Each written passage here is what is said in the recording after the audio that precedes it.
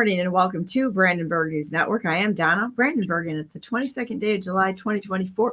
And welcome to our show. It's kind of glad I'm glad to be back. I have a lot, to tell you about last week and lots of things to share of things that I posted on my Telegram channel and such at the Republican National Convention. And it was kind of an interesting thing because I've never been to a national convention before. Honestly, Donna Brandenburg has never really been involved in politics before I ran for governor, which was one of those large steps. But, sometimes you just got to go big or go home. So anyhow, I want to invite my guests on this morning. We've got Jeff Buongiorno and Jason Hikes. How you guys doing? Great. How are you doing? Doing good. We got Stanley. I'm doing good. We got Stanley Lazuski on at 9:30. And then I've got Mike Delaney on at 10 o'clock. And he wrote the documentary 9/11, The Missing Link. So that should be really interesting because I've always been interested in looking at that further because I never bought it from the beginning that it was anything other than controlled demolition. So I think there's some very bad actors out there, and I think we need to face some of that stuff that we have going on in the United States because there's a whole bunch of bad stuff going on, and I think it's to throw things out in the public a little bit and get people to wake up to the realities. So what are we talking about today, gentlemen? Crowdstrike. Yes, I'm all about that. Yeah, I think it's pretty interesting that Crowdstrike has the outage the day after the assassination attempt. And though I believe most people think Crowdstrike's based out of California, if you look at the filings, they have the holding company is based out of Austin, Texas, according to their SEC filings. So the interesting part about that is the company that shorted the Donald Trump media stocks and Rumble and a bunch of others, significantly shorted, put positions, which are short positions. We don't know if they actually owned this. Didn't look in to see if they actually owned the shares or if they were borrowing the shares. But that's the difference between a put and a short, right? They don't actually own the shares. But that was Austin Wealth Management, so based out of Austin, Texas. So you've got Crowdstrike that goes down, has an outage the day after. The day after the convention, not the shooting, the convention. The convention.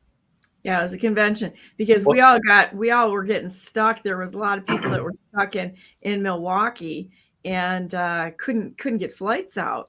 So everything was kind of down for a while there, and you could see the outages. You could see the outages and where they were going down. But I'm sorry, go ahead. So are you saying Crowdstrike was shorted or there are puts? No, I'm saying that their holding company. It doesn't smell right. So we know that the ties with Crowdstrike in Ukraine, right, from the Hillary Clinton era. And Serbia or Ukraine? Both Serbia and Ukraine. Well, I was going to say Donald Trump was talking about the Ukraine part where he was asking Zelensky to look into Crowdstrike because of the Clinton server stuff, right?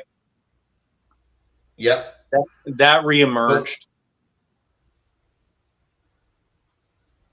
Yeah, go ahead. You want to talk about the Serbian part? Go ahead.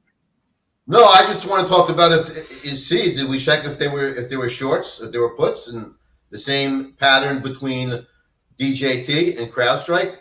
That's what I think is good information for the people. I find it really hard to believe that someone would accidentally have 4 extra zeros and miss that. For a wealth management company, I imagine they probably don't have that many errors, let alone it being. They alleged that it was on all of the stocks that they did. The list came out. So far, only that stock was the one, and potentially the Rumble stock did they actually mess up on, so or have the error. Now, if that's the case, then they clearly misspoke. But I'm not buying that for a second. I don't want to even waste my brain power. So did Crowdstrike cause the outages to allow them to go in and cover up their tracks? on what could have been the payoff for the assassination attempt, right? Like, because there was 2 events. There was before, and then there was at the convention. That was this. Listen, okay, so here's my theory. Every time there's a significant event of fraud, massive fraud that they need to cover up, either there's SolarWinds, like after November 20th, November 2020, same thing. And now we have the payoffs, we have the bribes, whatever went down with communications. Now we have CrowdStrike. But we know that it's Bob Terry, who, you know, we all love and appreciate, who you've had on your show many times. For 2 years, he's been pleading this to me, and the portal that Microsoft basically has at their disposal that was, you know, engineered into the product. Now I'm on Microsoft. I make my living off of Microsoft. I'm a partner, so it's hard for me to come forward, but I'm a patriot, and I will, at the risk of persecution by my biggest partnership that I have that helps me.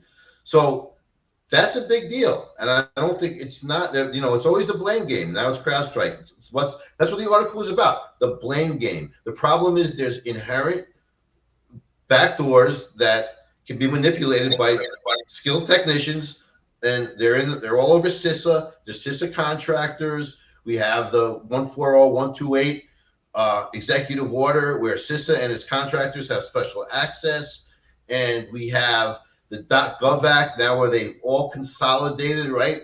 First they consolidate the vote count. Now they're consolidating the technology where they're all on, where they made CISA a top level domain registrar, and which means they have access unfettered to the DNS root zone, which controls a lot of the settings and addresses, and you can do a lot of damage there.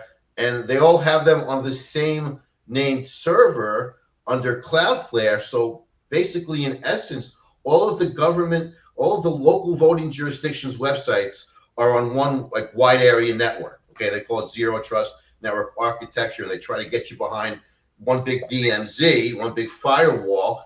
But meanwhile, now from the back end, Cloudflare, this CISA's contractors, they have DNS top level access to the root zone. They can connect, and this is a problem, and we need to address this amongst CrowdStrike has that contract to protect the .gov domain.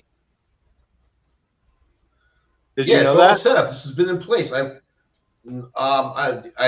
No, I didn't, but I know the contractors. Whoever CISA has a contractor with is going to be in on it, right? This is like, and then this is the same as, you know, we looked at CIS. It's an NGO. The NGOs, that's their ground game. Those are their foot soldiers. Not only is it a ground game, right? It's foot soldiers, man. You saw that video I put out where La Familia Vota, they're parked out of the Palm Beach County Department of Motor Vehicle with signs in Spanish and English, and then we love the Latina community, but they're targeting folks that they don't want to go inside the voter registration and make that attestation that they're a citizen. So why are they in two places, right? Why is it?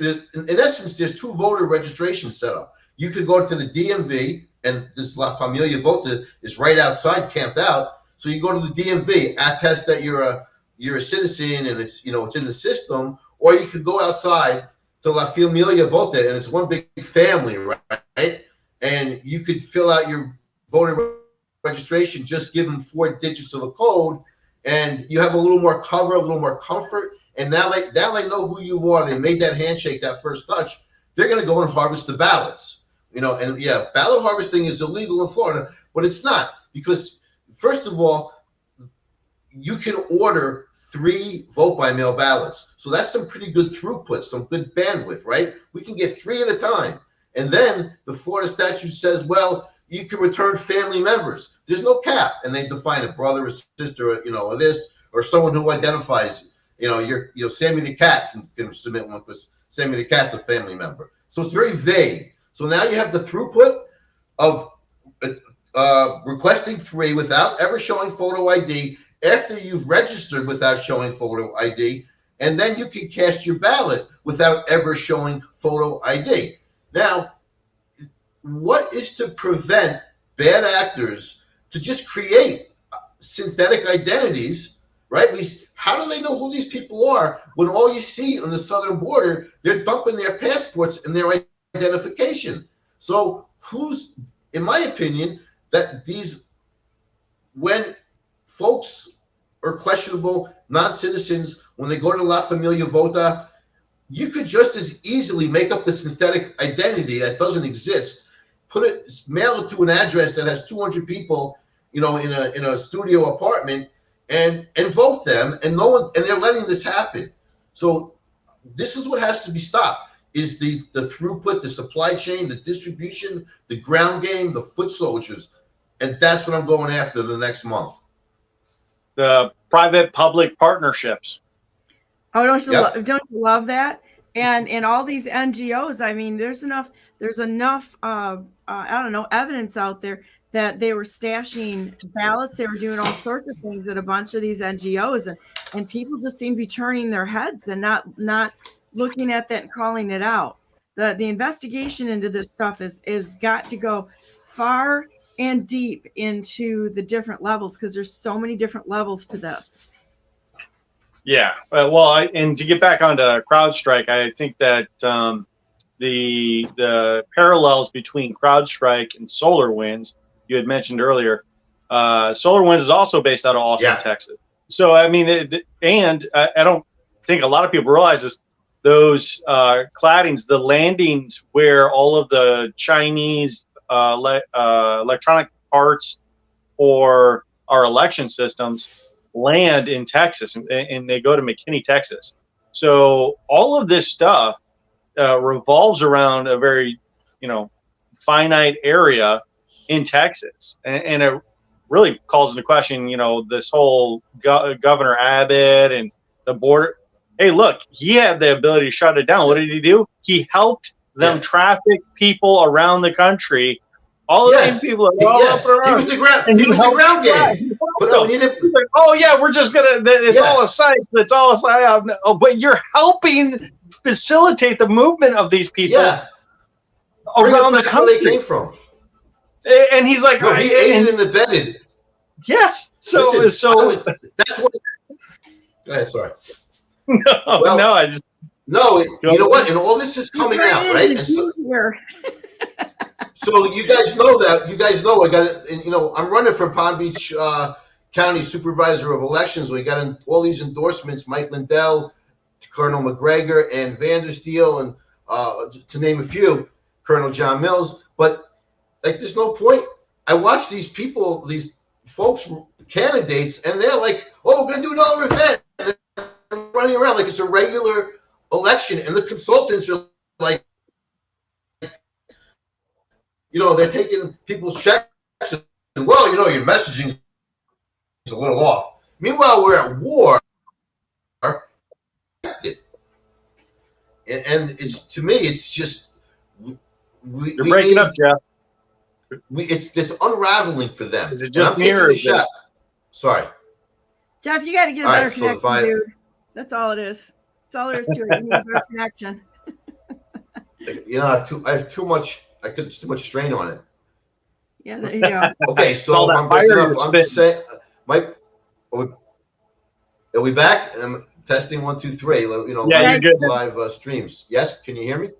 Yes. Okay, so I went off on a tangent there in a rant, but we're taking a chance at filing a civil complaint against the federal government, against for basically infringement of the 14th Amendment, right? They've abridged voting laws to, at the peril of the citizens, where they have all these gaps in the issuance of social security numbers. I did a lot of research. 6.1% of all people who hold a social security number have at least two numbers. As of 2010. So this whole scam of this 4-digit code, this is the root of the problem that can cut off the supply chain. And that's what we're going after. I was talking about running for office. There's 11 of us, 11 SOE candidates in Florida that are all brainstorming and putting together civil complaints that we're going to file. One in the central jurisdiction in Tampa, and that's going to pertain to technology and a backup contingency plan for an event like Crowdstrike. And they're going to seek injunctive relief. I'm doing one in the Southern District, which we're praying to God that we get Aileen Cannon. It's right here in Fort Pierce. It's the same. You know who Aileen Cannon is, right? This is the venue that had the documents case with Jack Smith. That's right here in Fort Pierce. So that's my jurisdiction. So I'm going to put this together with my team of 11 candidates. We kind of split up, and we're doing back-to-back press conferences, and we're going to file one on the 30th in Tampa and one on the 31st in Fort Pierce.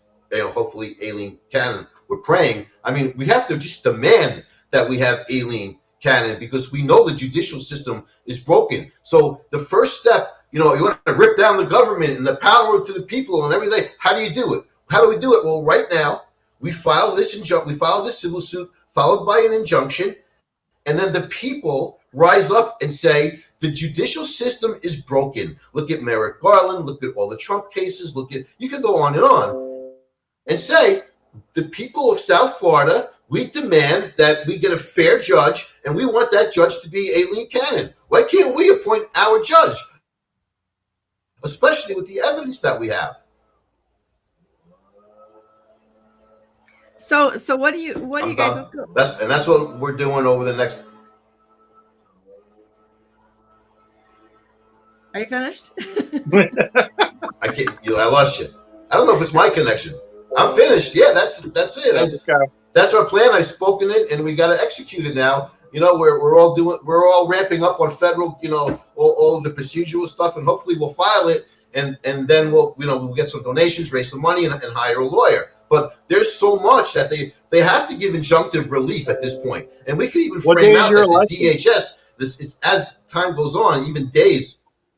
Mine is in November. I'm with the president. I'm the Republican nominee. The primary is August 23rd. I'm not, a lot of the 11 that I'm with are running in the primary, but that's, we just have to get this out there now. And August, it's got to be in August 1st.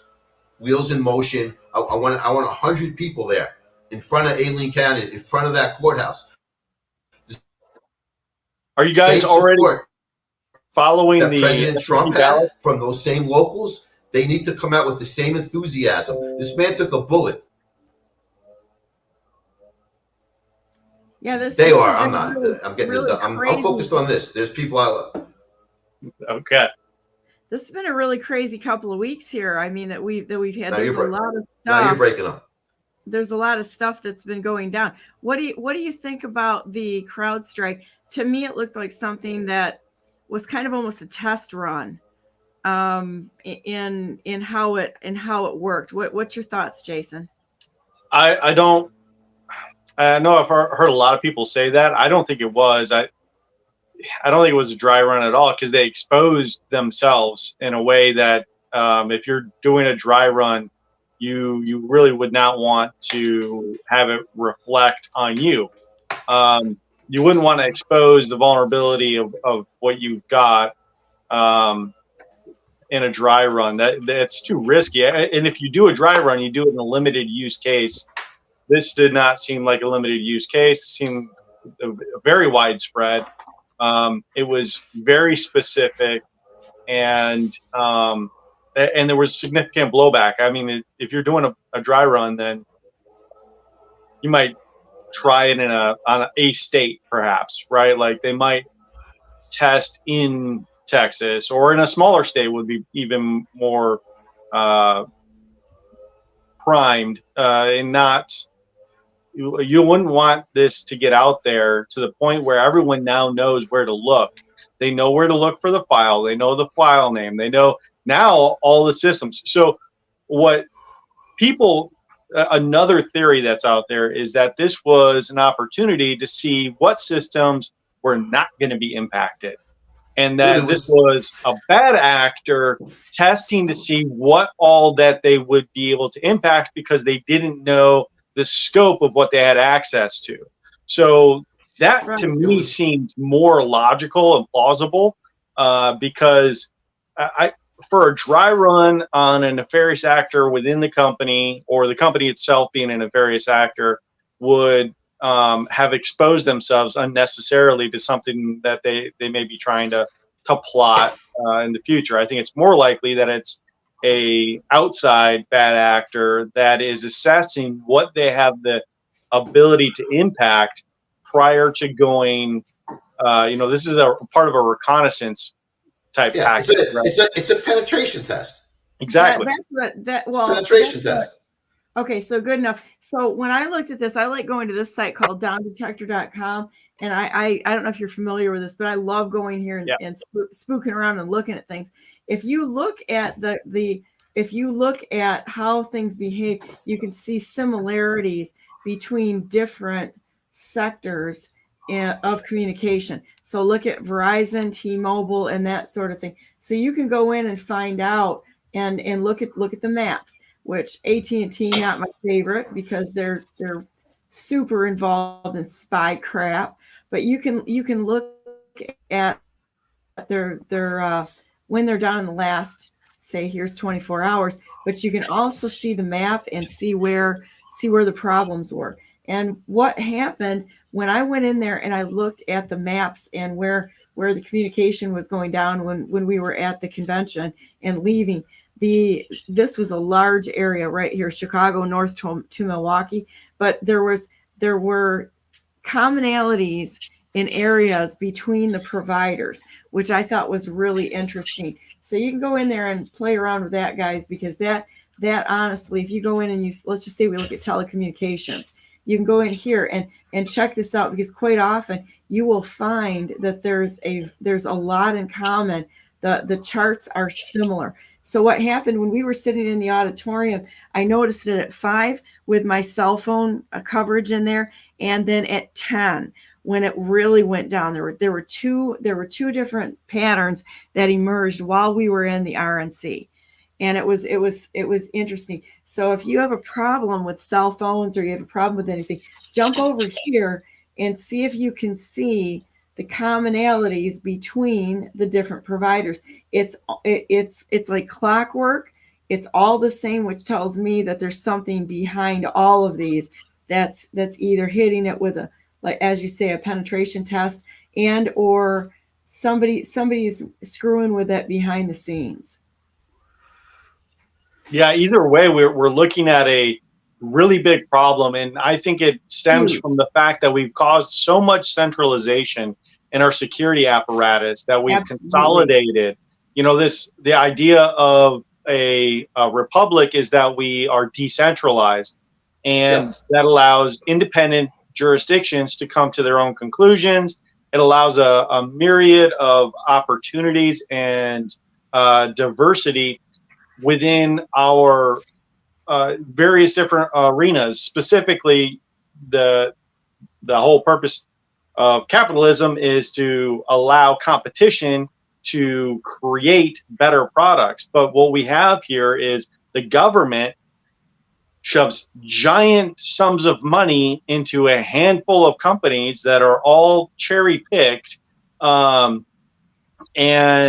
they get to run amok. They get to run the gambit essentially with little to no scrutiny, and this is what we end up with. We end up with companies.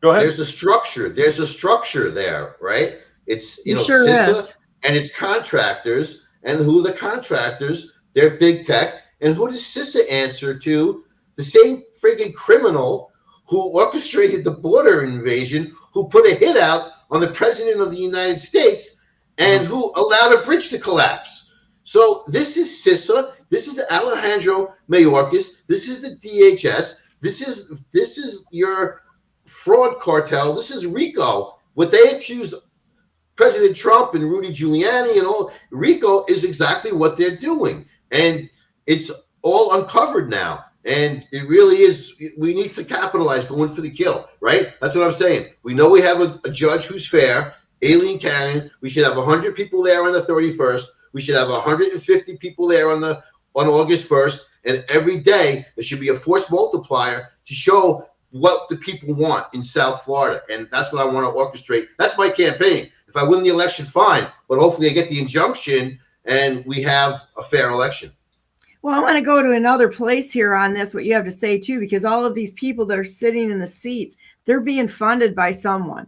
And so my focus right now is looking at the operations behind the scenes, which are basically an economic warfare that's going on here, because somebody's paying for this. It's not just the people in the seats. That's the next level. The first level, the highest level, in my opinion, is the level of, say, like, oh, I don't know, let's look at Michigan, because I think Michigan's ahead of the snake. Why did President Trump go to the very next rally and at Van Andel Arena in the city of Grand Rapids, Michigan, and the state where all of the oligarchs in the state of Michigan have got places up by Bay Harbor, Charlevoix, Petoskey, and such, and trace it right back to Michigan State, U of M, and all of the leaks that went through all of them. And, oh, I don't know, let's just throw out their Switch, which is in Grand Rapids too.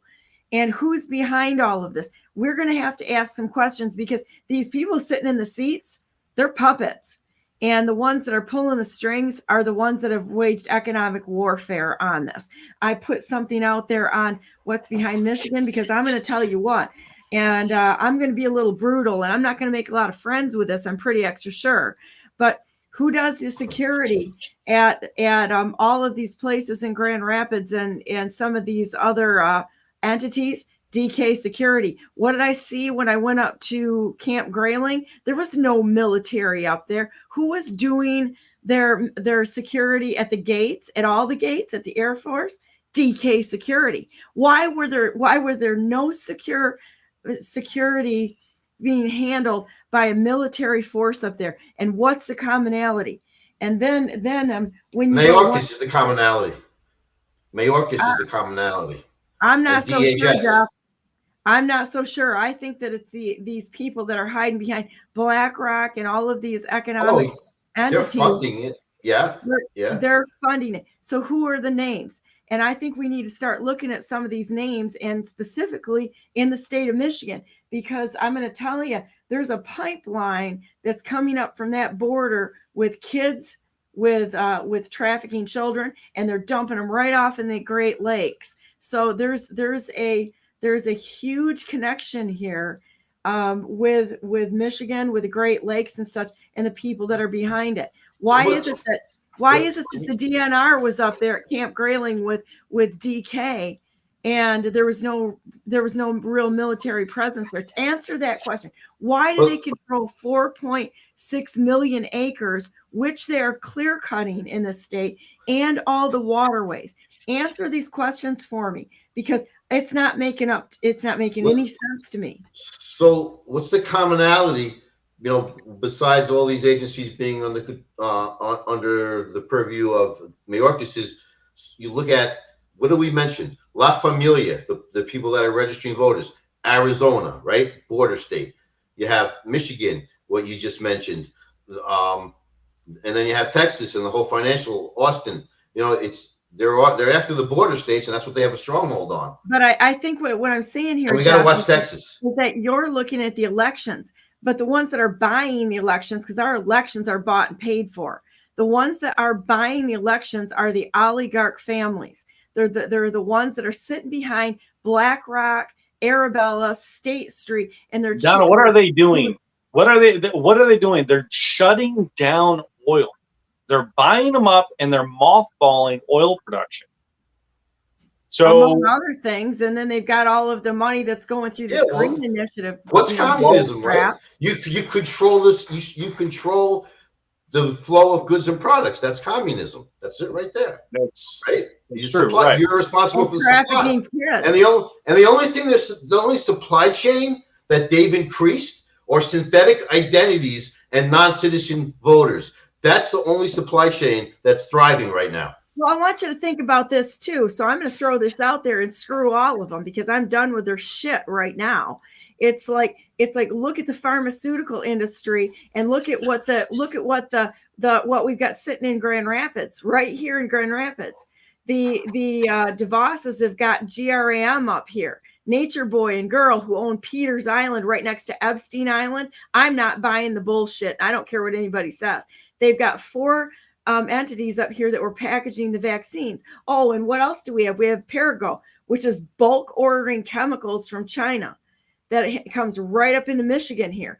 I'm telling you guys, there is a whole network here of this. And I think there's some questions that should be.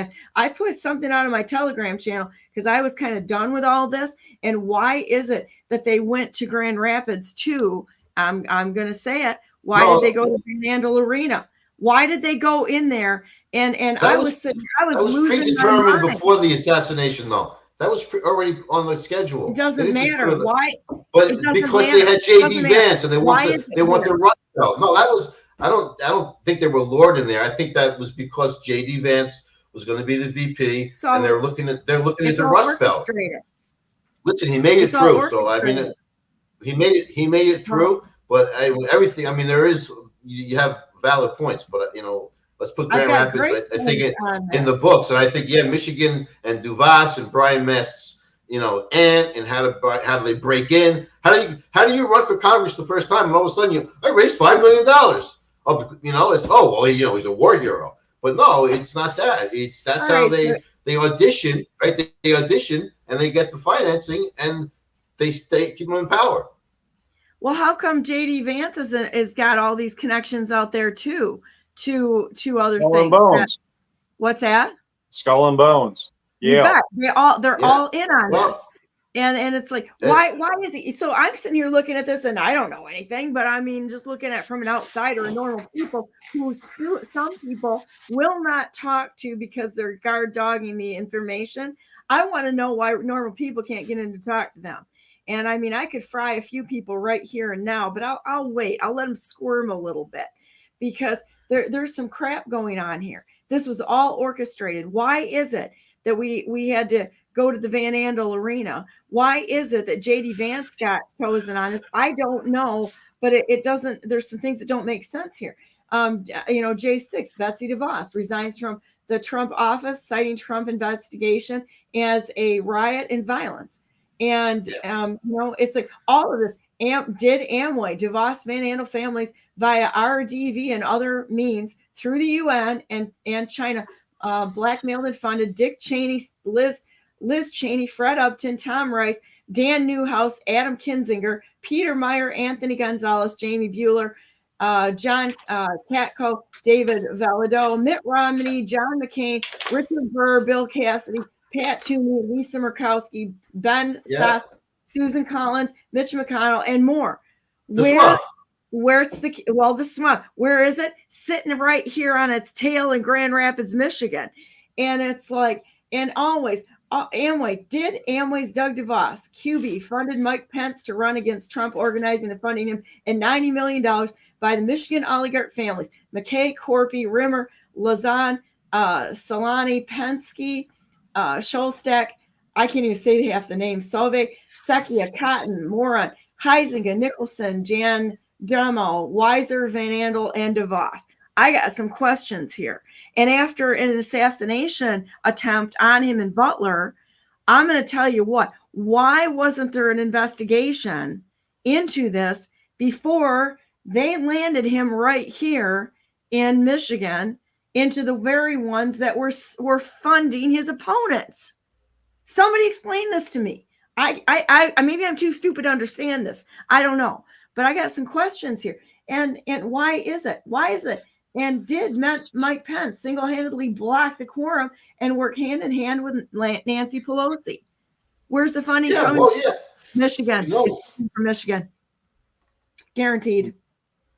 Well, what is one of the investors besides BlackRock, Vanguard, and all the rest of them is Bain Capital, and who is bingo? And where did Mitt Romney, before he became governor of Massachusetts, right, was Michigan. His dad's got his name on a building here in the Capitol, right? Right. One of the Capitol buildings. Where's here? Government buildings in Michigan, Lansing. Oh. Yeah, so there, and then Ronna Romney is from the 3rd Congressional District where I was running for office. This right here, where the Van Andel and everything else is their backyard. This is part of the territory de Romney.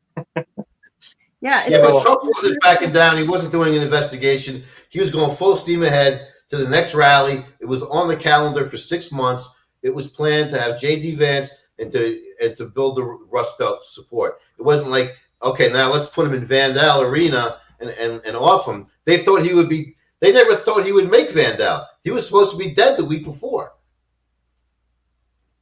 Well, regardless, if you had an incident like that and you knew you were walking right into all these people who absolutely here, let's go to something else. I want to show you this. Hey, he's got God. You know, God is it's God's plan at this point. Listen, I think you have another guest. It's God's plan, man. You got to just go with it. And you know, that's so what I want to get out today is we're having the press conference. There's two. The North team of SOE candidates are filing a civil suit and an ensuing injunction on the technology and some laws that were broken. And on the south side of Florida, the Southern District, we're filing a civil suit for and seeking an injunction against the voter rolls and the use of the 4-digit code that's supposedly an SSN number. So we need support up by Aileen Cannon. And we have an asset here, and we need to leverage her. Jeff, before you go, could you answer one question for me? I want to show you. Yeah. The response to not SolarWinds, but CrowdStrike, one of the methods was to back up the systems.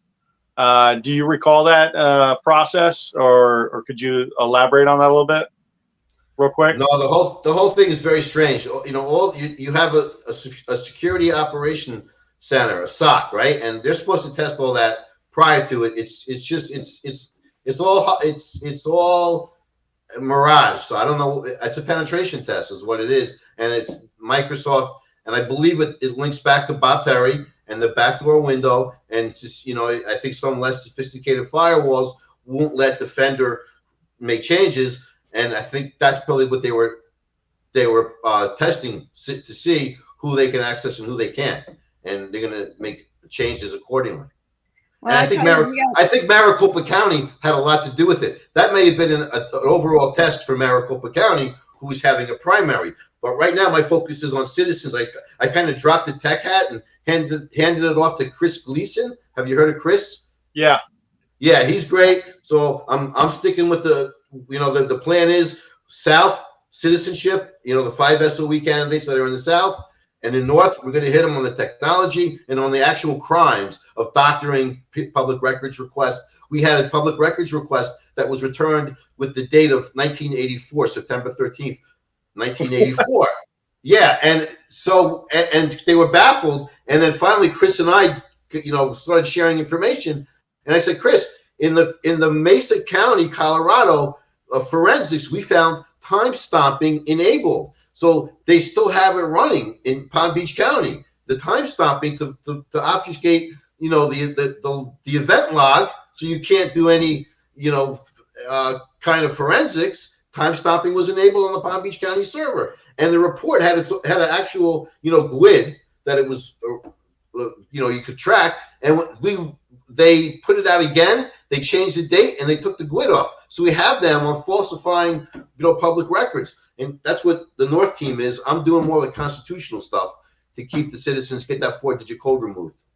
I want to show you something in a minute, because I'm going to jump back to where we were just for a minute, because I'm not letting this lay. I'm a never Trump guy. I never liked Trump. We can't go back. We can't go back. I gotta go. I can't even. It's done. What's done is done. And what should unburdened be unburdened, right? Start talking like Kamala. Kamala. What's done is done. Let's not be burdened with it, Donna. What's done is done. I got it. All right, sign it off, baby. I got it wrong. All right, sign off, baby. I'm playing this again because I think this is an important thing to look at. 2025. And Peter Thiel and everything. I never liked him. Project 2025. I reviewed a lot of it. There's some good ideas in there. We need to help Donald Trump get across the finish line. It's all about getting him elected president. I'm not a Trump supporter. I didn't vote for Trump. I've criticized a lot of Trump's rhetoric, and I'm not a big fan of some of the things that he said. The biggest problem Trump had during his first term, guys, is you had a lot, and I hate to say it, of congressional Republicans who actually refused to support the agenda. They were stabbing me in the back in private. I know Donald Trump. He cares about this country. He wants to run for president to make it better, not to install himself as some. So I don't know, guys. I think we need to ask some questions here. I just have to. The connections and the concern. I'm concerned with the connections with Peter Thiel and some of the other things going on there. I hope that they've got things controlled, but it's like it's just very concerning because it smells an awful lot like having Pence as his VP to me. Did you see General Flynn's post yesterday or late last night? I did, and I put it up there. You want to read it to everybody? You want to put it up? That would be great. I think that we are in uncharted waters. I think that this is no longer something that we can say. Anybody can say they know what's going to happen next. And at this point, there's a lot of posturing. And whether JD is just another one of the cabal's posturings or otherwise, it is important to know that we're in this individually. And we have to, at the lowest levels, come together and be prepared for the worst case, because the reality is that we don't know what is in store. That I think that's well said, but it's like it's always concerning when somebody tries to shut you down when you're asking questions, because those questions have to be asked. And I'm going to try to find the post that we were talking about. Okay, you find General Flynn's post there? Yeah, he had a couple of them. He was posting like crazy. This week on Thursday at 7 p.m. EDT, we're gonna have a X or a Twitter Spaces. Tina Peters will be hosting, talking about her case. So it's going to be the America Project's promoting it, but it's Tina Peters' case update, and she's going to go over kind of how everything's been going last week, because there's been a lot of major updates. The Crowdstrike, in the Crowdstrike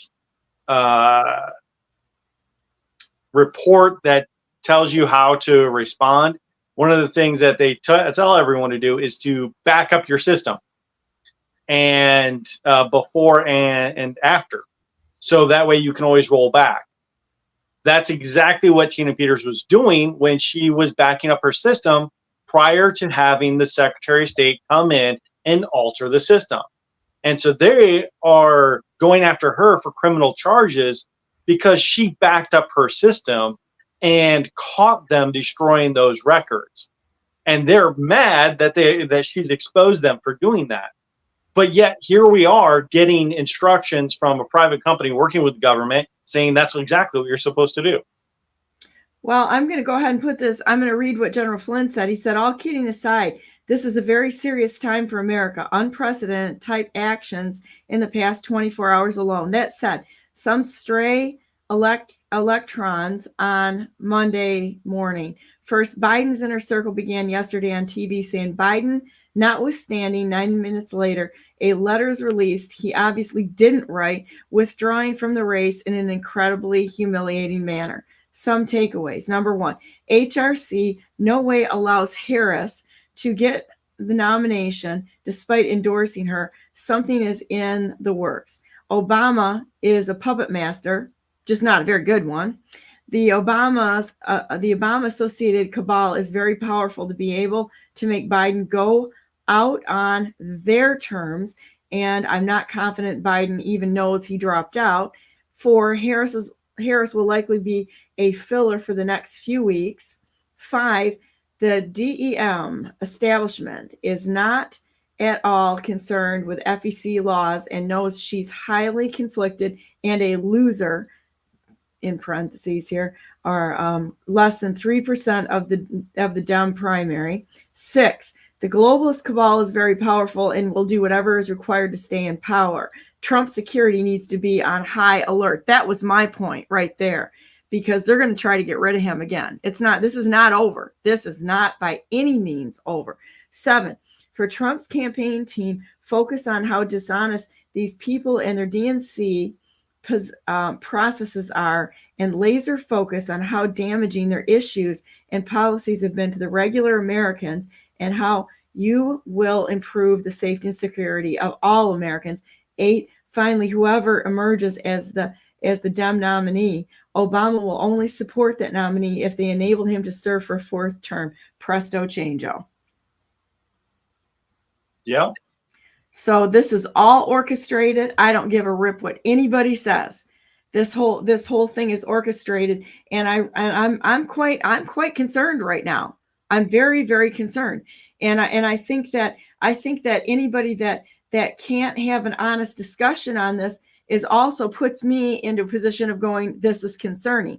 I had a discussion this weekend, and I chewed ass hard enough to have this guy that claimed he was a military guy. His voice was shaking. And I'm like, why is it that we can't get questions or information through to President Trump, and the guard dogs want the information so that you can't get anything through to anybody? Why is that? And it's like, it's like you can't question anything. And then they come back with their answers or whatever it is. And it should be very concerning to everyone. I mean, very concerning. I don't know how you feel about it, Jason, but I'm really concerned right now. Like I said, we're in uncharted waters, and at the lowest level, we need to band together. If you look at how the language in the selection that the cabal, the globalist elite, the World Economic Forum, when they planned on reducing the world population to 500 million, they chose a majority Asian for their subservient nature, for their work ethic, their intelligence, all these different reasons that they wanted the bulk of the remaining 500 million to be of Asian descent. If you look at what transpired over the last 4 years, who was peaceful and who was not? I think that they've had enough time to reflect, to realize that the psychos they sided with to take over things, they're not going to have to put out to pasture, because they have created an adversary that they themselves were not ready to have to fight. They thought they would have total control, that these people would be so blind that they would walk into the gas chambers. That's what they thought that they would have. And they are now at a position where the other side didn't riot, didn't burn everything down, didn't cause a civil war, and their last best hope of an assassination attempt failed. And now they're like, well, these people are actually relatively peaceful. We can probably continue to do our games as long as they're around. But these other people are going to be a problem because of what they know, right? Because they were all brought into this entire thing. And if they start flipping on them, they're screwed. So I think what we'll see likely here is going to be a lot of random people dying, people that probably had something to do with Antifa riots, BLM riots, all those types of things, people that were influential, that were promoting the murder of the former president. Those types of people are going to, and one already did. Sheila Jackson, I believe, in Texas, the rep there. That Trump plays the song, the opera, and I think she was probably the first of the people calling for the assassination of the president to pass away the following day.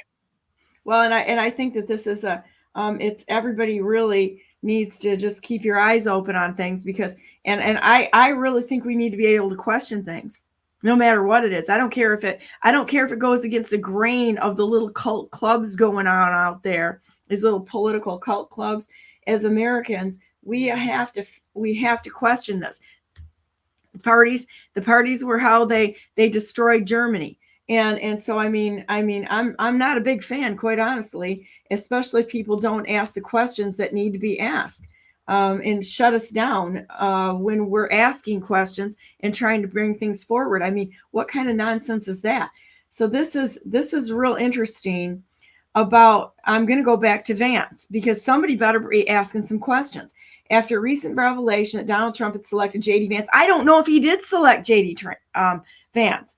I have no idea. There's so much blackmail and coercion going on out there. I don't believe one damn thing I'm seeing out there anymore. Anyhow, he selected him as vice president and turned towards Vance, but also towards billionaire Peter Thiel.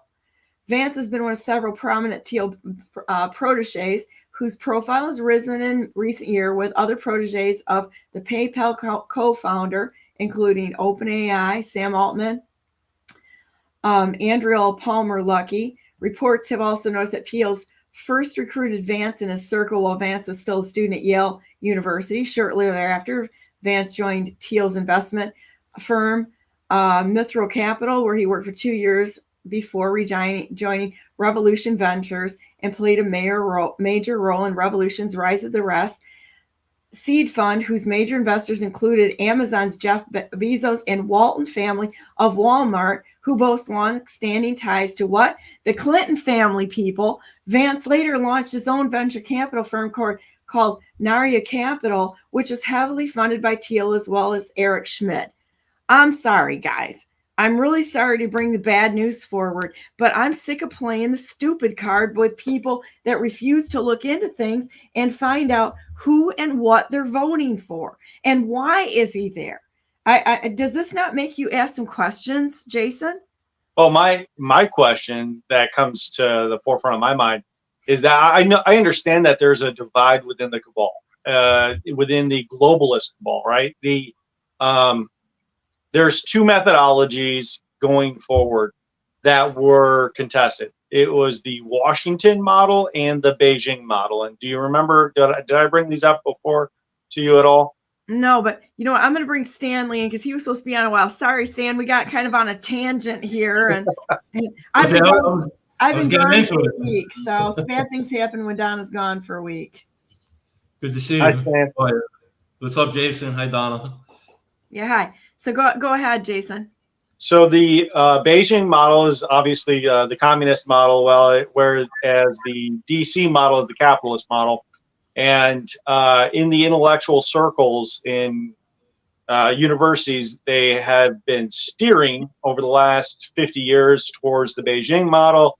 And in the last 20 years, it has been the preeminent model that is basically was decided by our intelligentsia that that's the way forward.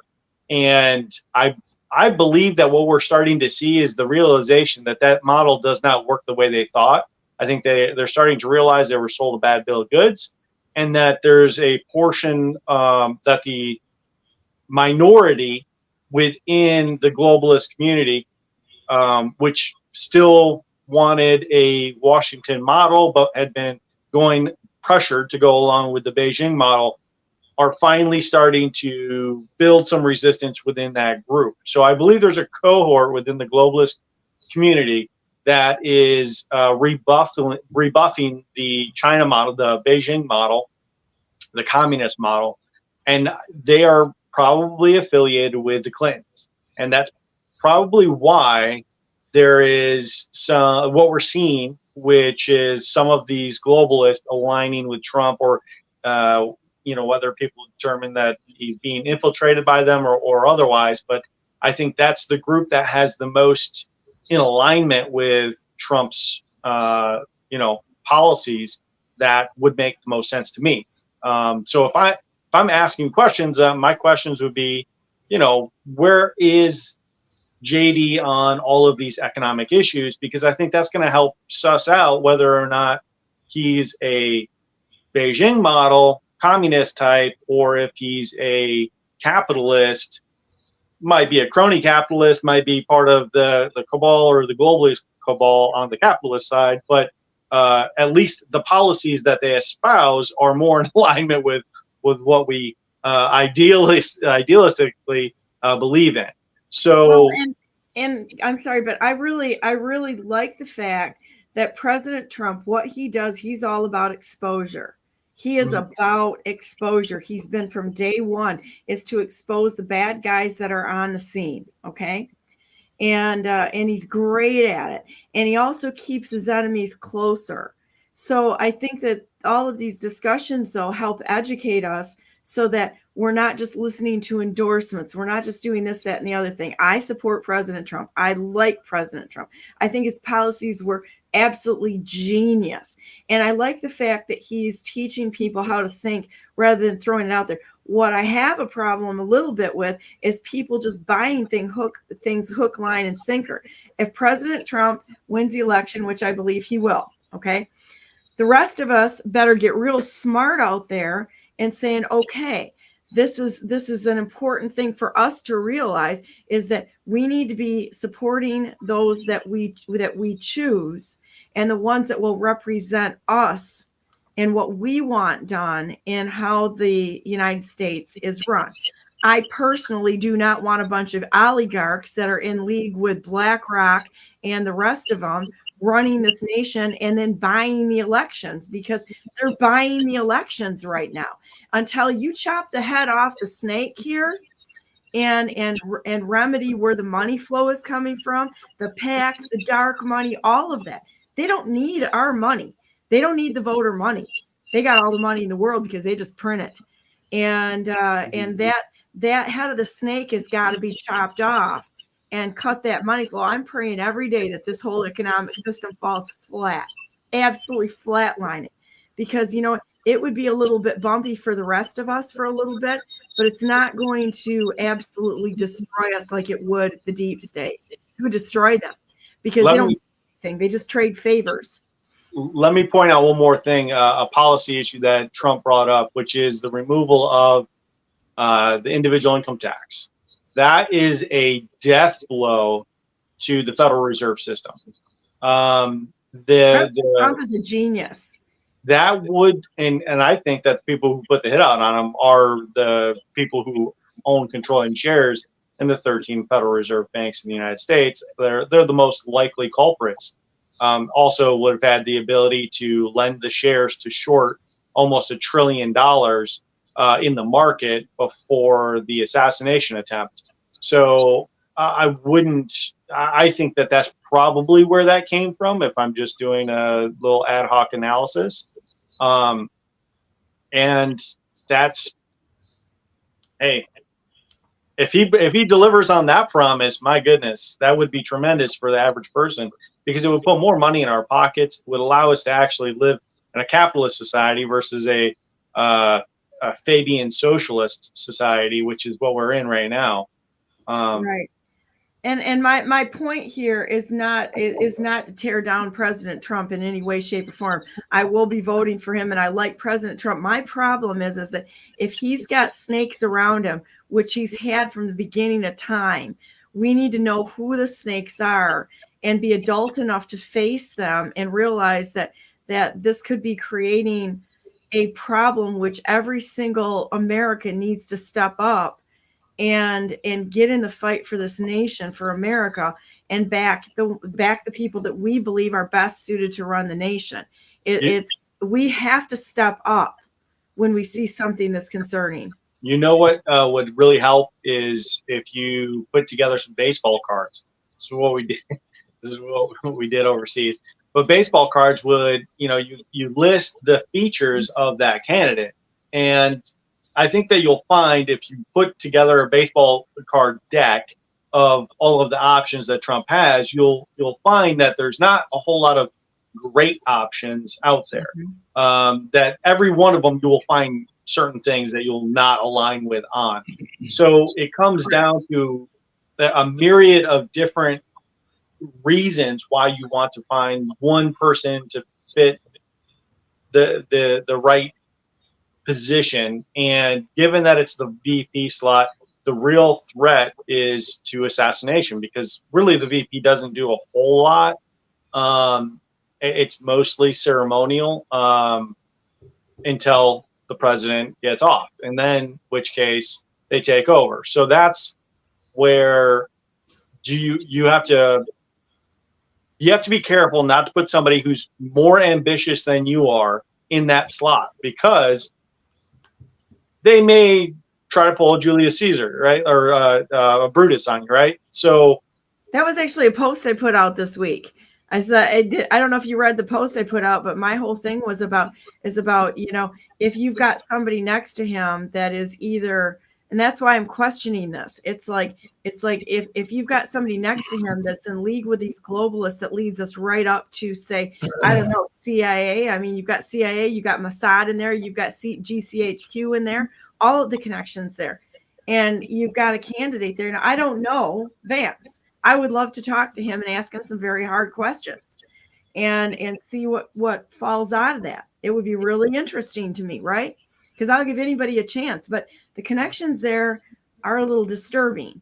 And if President Trump ended up taking somebody like he did Pence, which didn't work out so well with J6, I have some questions.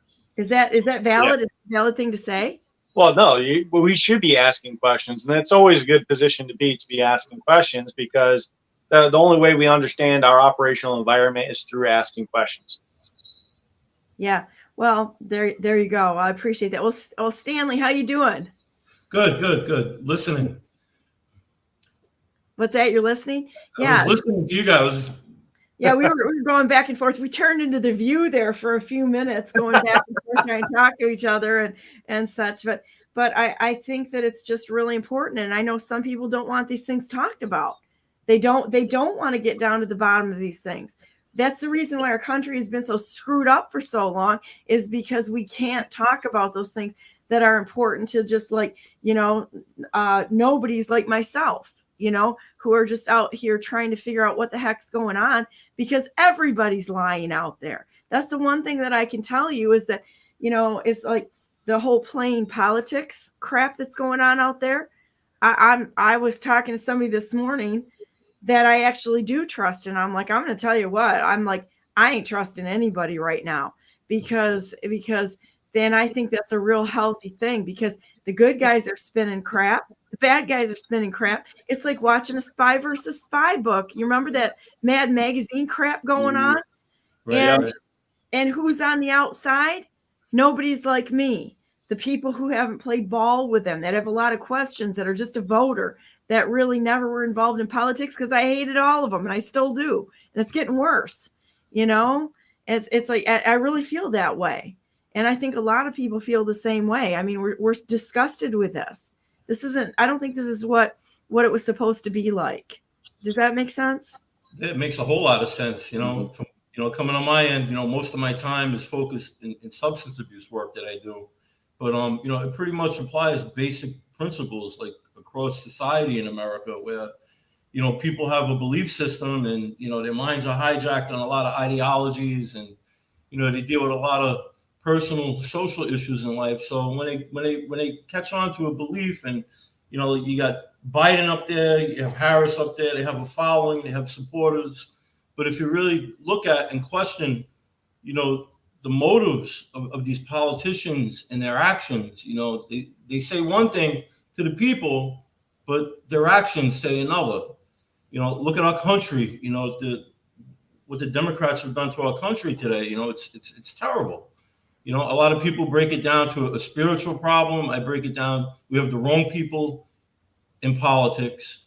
And just like in society in general, the regular people, just like us, but they all have a strategic plan in place that they're trying to execute to bring this country down. And it goes back to what you were saying earlier about China and people supporting, operatives being around, American politicians, and there's so much there. It's unbearable for the average mind. Even me, I have a problem processing everything.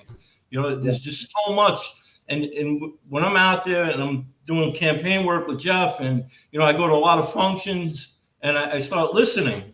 And it's like God gave me this gift today, where you put me in a room with somebody for 30 seconds, 60 seconds, and I listen to them, I could pretty much figure them out. You know, who's bullshitting and who's being real.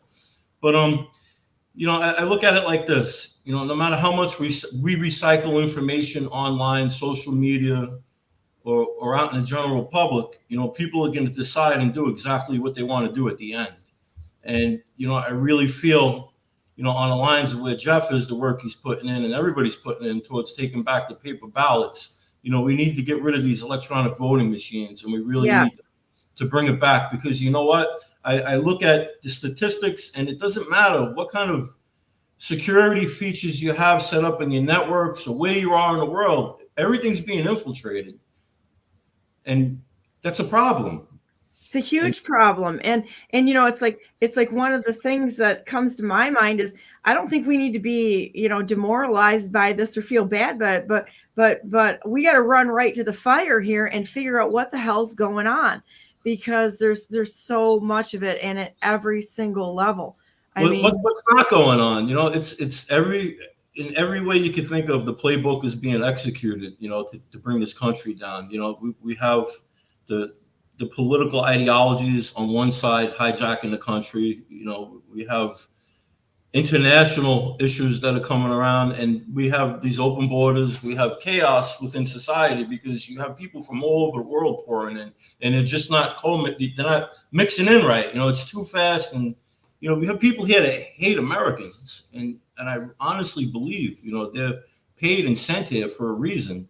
And, you know, if you look at the statistics, like Jeff does the analytics to pull up the charts where, you know, certain states along the border, you know, they're registering voters by hundreds of thousands, you know, each week. And it's always the states that have the problem with the influx of these people coming into our country. And everybody's talking, but nobody's really doing anything. And when you like people like me, like I'm just, my name isn't out there, and you know, I'm nobody popular, but when you speak out about it and you try to get the community involved, you know, people look at you like you have 6 eyes on your face, and it's too much for them to understand, because they're already stuck on stupid. You know, to bring the information out and simplify it to people to make them understand what's really happening. I feel that's important, bringing awareness. You know, look, our government has a problem, and this is what the problems are, and we need to do something about it. And as soon as people like us come up and step forward and start talking about these things, the other side wants to wash us out. They don't want nobody to know about it, because they want to get on with their agenda. They'll constantly try to silence us so that we can't have this discussion and get to the bottom of it. I mean, I think the worst thing you can do is to silence somebody when they've got an issue. We've got to get to be able to listen to each other and say, well, I see why you feel that way. And then explore it and say, tell me what you know. Why do you have these checks in your spirit? Why do you think something's wrong here? And let people talk, because you know, we have what is it? We got about 333 million people in the United States, and everyone has an opinion on things, and we see things from such a different vantage point that nobody can know everything. So we need to rely on each other as like a family to sit here and figure out what's really going on, because our nation is in an active war right now. We are actively at war. People just don't recognize it, because we're used to seeing a war that, you know, that there's that people are dying from bullets and bombs and such. But the war we're in is an information war. And they're, you know, it is creating confusion. It's a Cold War. It's a Cold War. Chaos, confusion. It's causing people not to talk to each other and to silence each other, instead of saying, let me know why do you feel this way? Why? You know, I'm going to bring Mike on right now. Mike, good morning. Mike was behind 9/11 missing links. This is another thing. Nobody wants to talk about this. And I'm going to tell you what, I have been questioning things and tipping people off for years, because I just don't take things at face value. And somebody said something to me yesterday. They're like, well, I almost got kicked out of the RNC because somebody didn't like some of my posts, and they weren't offensive. I was asking some questions. And I'm like, that's kind of the wrong thing to do to Donna Brandenburg, is to threaten me, because all it does is just massively piss me off. And it's like, if somebody needed to say something, could have asked and said, well, can you think about this? And I would have probably said, yeah, that's fine. But when you threaten somebody to throw them out of convention, and I never took the post down. They're there. If you want to see what I was posting during the convention, it's all there. And ask you if it was offensive to you or not. It wasn't to me. I was asking questions about some things that I saw there and what I was told. And it was basically about, I heard one person say that this was one big commercial for President Trump. And I'm like, all right, I appreciate everybody getting behind him because I am a unapologetic Trump supporter. But however, I have some questions on, aren't we supposed to be there to be supporting and representing our constituents? And when words like that are said, shouldn't that raise a red flag a little bit? It did to me. And I'm like, this is part of the problem. And then to threaten somebody who's asking a question about that, to get it into proper perspective of perhaps we should be thinking about our constituents and not just being in a very controlled environment that is a huge rah-rah. Am I making any sense to somebody out there? Seemed like it to me, but Mike, you've been investigating. You put out 9/11 missing links, and I know I was asking questions right from the beginning. I remember when the towers came down. I was sitting in a restaurant with my dad and my kids, and we both started watching this, and it was like, oh my God. First words out of my dad's mouth. My dad was a pretty smart guy. He's like, that's controlled demolition. Well, good morning. How are you guys doing today? Good morning, and welcome to our very controversial, pissing everybody off show this morning, because how dare us ask questions? Don, I gotta go.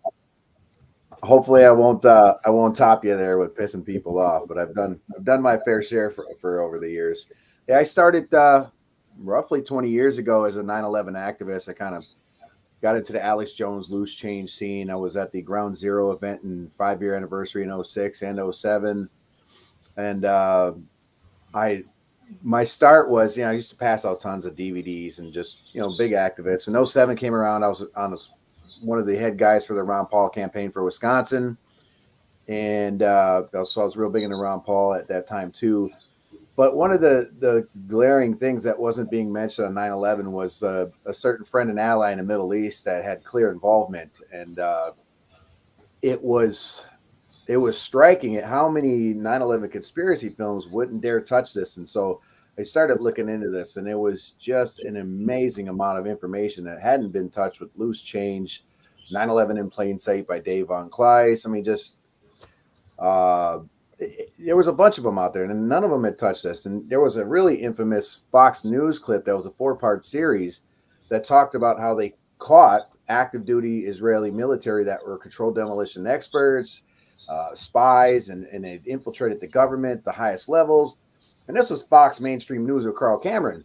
And I thought, wow, for all these 9/11 conspiracies out there, nobody's touching this one with a 10-foot pole. And I started to figure out why. And so that's what I started late 07, kind of putting together the project for 9/11 Missing Links. And I released it August 18th, 2008. And since then, it's been seen anywhere from 60 to 100 million times around the world. So it's certainly had its legs. And I think what we're going to be doing for the 25-year anniversary coming up in 26 here is doing an updated release version, because this movie is, it's not even in letterbox format. I mean, that's how old it is at this point. And when we made it, we had 2 hours and 7 minutes or 2 hours and 5 minutes, depending on if you have the really early release of a film that just nonstop hammers Israel's involvement in 9/11. And it starts out with it has 3 chapters in it. The first one is going to be the Levant affair. And then the second chapter is going to be the USS Liberty.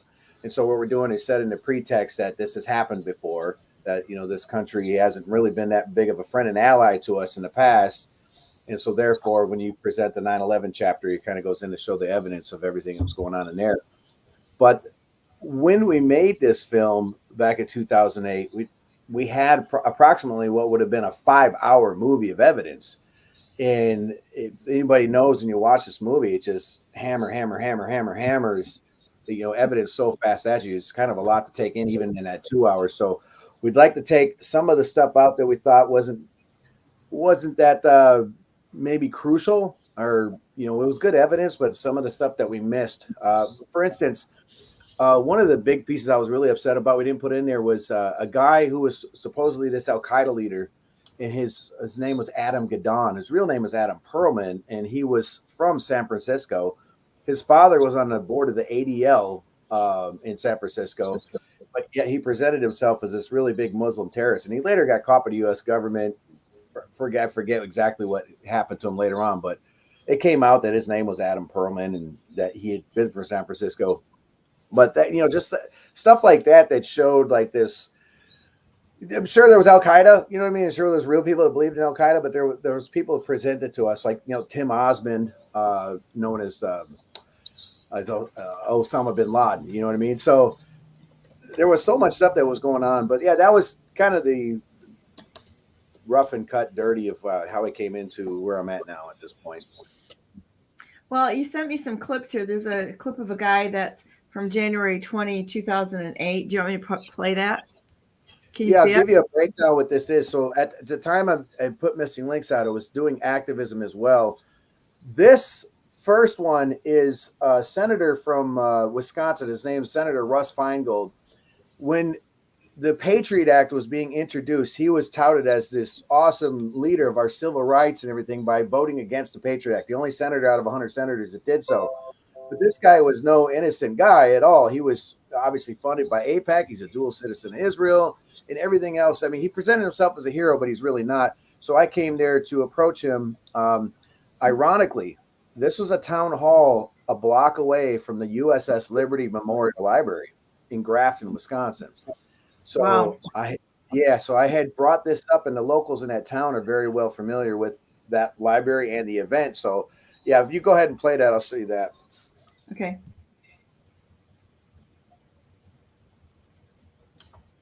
See if it'll let me play it. Sometimes it won't. It's kind of funny. They get in and they start screwing with my, if there's something that they don't want out there, they'll screw with a feed like this. Yeah, I'm well aware of that. Let me see if I can put it into another browser here a minute. That's okay. This is what we do on Brandenburg News Network. We believe in our First Amendment rights, which they don't like too well, but that's okay. We just keep going, and I fully intend to be a large pain in the ass the rest of my life to these people. That is the goal. In fact, somebody asked me about my governor's run here, and I'm like, well, honestly, anybody that wants the title should be disqualified, and I never wanted the title. I wanted to fix the United States. I just saw that as a way to do it. So here you go. Mike Delaney. Well, it turned out that there was a lot of Israeli agents that were caught around the towers on 9/11 with military intelligence, electronic surveillance, intercept, and explosive ordnance units. It just so happened that Michael Chertoff, who was a dual citizen of this nation, let these people all go back to Israel on minor visa violations, and that all this information of them being involved in the attacks has been classified. What's your thoughts? I'll be happy to look at it. I'm on the Intelligence Committee. I've never heard anything like this. And frankly, it's a vicious slur on Israel, which is a great ally of the United States. The notion that the Israelis were part of this is... Also, if you could comment on the Apex spying trial that's going on right now in your front, anybody did anything wrong, they should be charged. Okay, this one right here, I'll give you a quick on this one. This guy is a Congressman Sensenbrenner from Wisconsin as well. He was the guy that introduced the Patriot Act both times, and the second time or the first time, I forget one, he had shut down the session because people were arguing over the Patriot Act, basically trampling over our rights, and he slammed his gavel down and said, I will not be hearing any more of this, and just shut it down. And so I came to approach him with the same stuff. You can go ahead with that one. What we have here nowadays is an overwhelming population of dual citizens of Israel. It's completely in our government, one being Michael Chertoff, who's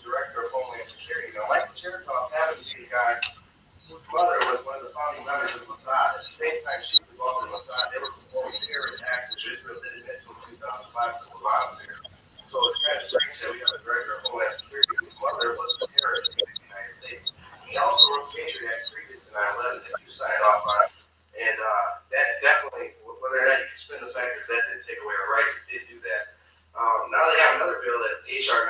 1955 that's in the House, and it's written by the same pack of people that are deriving our foreign policy under the guise of dual citizenship throughout our government.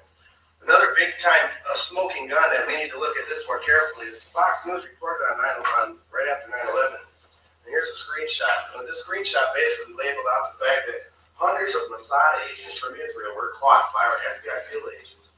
And this is one of the screenshots right here. Evidence linking these Israelis to 9/11 is classified. I cannot tell you about evidence that has been gathered. It is classified information. So my request to you, Congressman, would actually be to look into this to see if we can get it unclassified. Another thing they stated was that they served in military intelligence, electronic surveillance, intercept, and explosive ordnance units. They had also infiltrated and penetrated DEA, FBI, Department of Defense, secret homes of actual congressmen and stuff. Who knows if they came to visit you, pretending to be art students or not. I'm here today. I noticed the 80. Go ahead. You want me to keep going on that, or you want to introduce this next clip? Yeah, this next clip. So the ADL had put out an article, I want to say 2011, blaming myself and Ryan Dawson for putting out the theory that Israel is involved in 9/11. It was a big hit piece. And I decided I'm going to go approach the director of the ADL, who was showing a video at the Scottsdale Community College in Arizona. So this is a video where I go approach him, and I'm talking to him about the USS Liberty, and he's saying it's this and that. The funny thing was, in this video clip is, here's an FBI agent comes walking out, because I was in the hallway where they were showing this movie, and the FBI agent comes walking out to like intercept this whole thing. Go ahead. I was hosting an event called The Many Faces of Hate. I couldn't pass up on the chance to come have a little discussion myself, considering I just recently found out that they wrote about me on the ADL's website, saying that, accurately saying that my film 9/11 Missing Links portrays that Jews did 9/11. For the past 13 years, Bill Strauss has served as the Arizona Regional Director of the Anti-Defamation League. Your name? Bill Strauss. The NSA documents have said, yes, we did detain Israelis, but them being involved in 9/11 has been classified. Okay. We came prepared today. By the way, today is August 22nd, 2009. And got some of our paperwork. That was talk about Canadians, talk about Mexicans. These clips you can pass up on these. This is just activism we did in Boise, Idaho, and a couple other places. And we did a gentleman by the name of Bruce Gorman, who was a 20-year veteran of the Navy, had built a 9/11 memorial bus in 2005, and he spent a ton of money and time, etched glass, the whole thing. He saw my film in 2008, right after it was released, and he called me up and he says, "Hey, I want to donate this memorial bus to you." And so right around September 2009, we took this bus on a tour around the entire country, stopped at the NSA building and just outside of DC, stopped at the White House, went to Ground Zero with it, and then traveled all the way across the country, ending in Idaho at the time where I was living. But I was real busy in 06, 07, 08, and 09. In 2010, I ended up moving to Upper Michigan and continuing to build the family I have now. And it was just 7 children, 6 of which are boys and 1 girl. And that's pretty much what's kind of tied me down since then. Haven't been too busy on none of this stuff since then, but it's really interesting. And just so if anybody knows, I have no qualms against the people of any nation or country. I've got a big complaint and a big beef with the governments of all countries, including our own government. I've got a big beef with that right now because they're all a bunch of liars and they're studying things and they're all in cahoots with each other. They're all doing it together. They know what they're doing. It's a concerted global effort and it ties in so many people. It's almost shocking how big this whole operation is. And furthermore, when you look at countries that are willing to kill its own citizens, that's where we should be really concerned of. Look at what happened in October. It's terrible. Mike, can I ask you something? Look at COVID. This is government execution of its own citizens. And everybody better stop playing the pity me card. I'm this, I'm that, or you don't like this or that. I'm going to tell you, I'm a Christian, and I will go after the Christians with more venom than anybody on the planet, because you can see like the the Seven Mountain or the thing down there in Texas and such. That's another thing that's located around Austin, which came up earlier today. So I think that we need to stop this feeling sorry for ourselves crap when people question things and say, I don't care if they're somebody close to me or not. We got to get to the truth, and we got to stop protecting people under these engineered subversive categories of protected citizens. It's crap. I had a lot of questions when 9/11 hit, but before that, I'm born and raised in Jersey City, New Jersey, right across from Lower Manhattan. And the first bombing in '93, when they blew the sub-basement up, my friend Patty Galisi had a car lot in Jersey City, and he also had a U-Haul office. He rented the U-Haul to the sheik who was behind that. And he actually lived in my neighborhood a few blocks away, where they found the drums of diesel fuel and all the fertilizer. And, I always questioned, I was probably like 20 years old back then. I was still, living a different lifestyle. But, my mind was open enough to question, like, what was that really about? It was the first time to experience a terrorist attack in the United States. And, I remember a lot of fear. But moving forward, 9/11 hit. And again, I was like, wow, I reflected back on 93. And, my mom, she worked for the city of Jersey City, and we had to close down Liberty Park. And they were ferrying, and people who had little boats were bringing dead bodies across, and they were laying them in the fields of Liberty Park.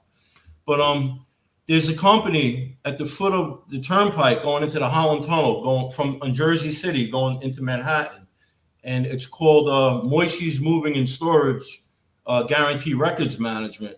And there was questions in the community in Jersey City when that first happened, why an Israeli-owned corporation who has accounts were basically all Skadden, Ops, and Leahy. They went in upstairs on the top floor. I worked there for a short period of time. The whole top floor was cleared out and renovated for Israelis that came into the country.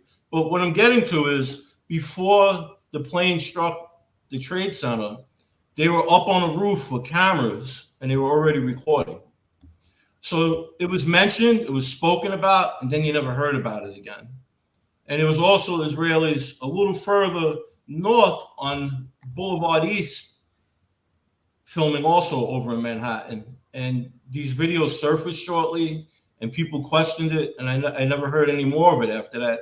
And going back to the conspiracy theory, there was these CDs that were floating around. They were being handed out by people, and it was showing drawings of how the Pentagon wasn't hit by a plane. There's no wing, there's no debris. It was a missile.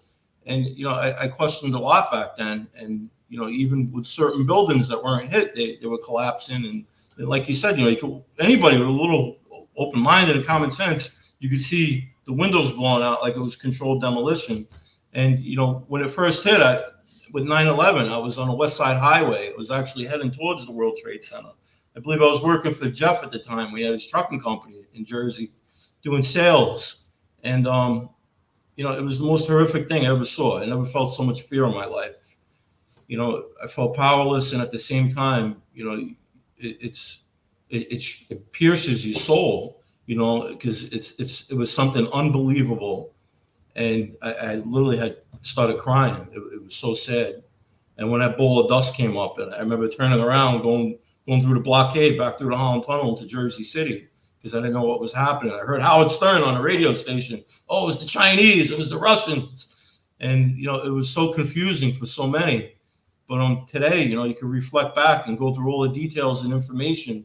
And, there's so much questionable. It's all completely questionable. But thank you, for your work and research and, what you put into it, because you bring a lot of information, to society. And I feel like what Donna said, we all need to speak out, and, government needs to hear where we're at and what we believe and the questions we have, because, from what I understand, they work for us. It's about us and what we want. And if we want answers, give us the answers. Let us know. Yeah, stop shutting us down. They keep trying to shut us down, that we can't talk about these things or say what's actually happened, because, that would screw up their little control mechanism. They want to control the message. They want to control the information. They want to control the population. They want to control the money. They want to control everything. It is it's something that we absolutely have to, and I mean, we have to face this. So I've got your, oh, here's one posting of it. Let's see if it's you on YouTube. They'll shut me down for this, I'm sure, if I put it up there for very long, but we'll go ahead and throw it up there and see what we have here. I'm not picking on anybody. I just want to get to the truth. Is this correct? Yeah, that looks, I mean, there's so many different copies of them. I'm surprised that any of them are on YouTube anymore. But. Yeah.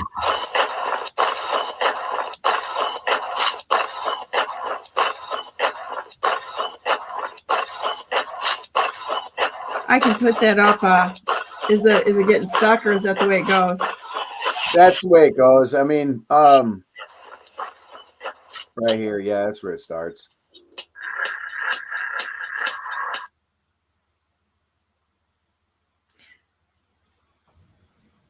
I think I watched every single thing I could get my hands on when this came out, including General Stumblebine and such, with the Pentagon and such. That I was absolutely obsessed with this because none of it made sense.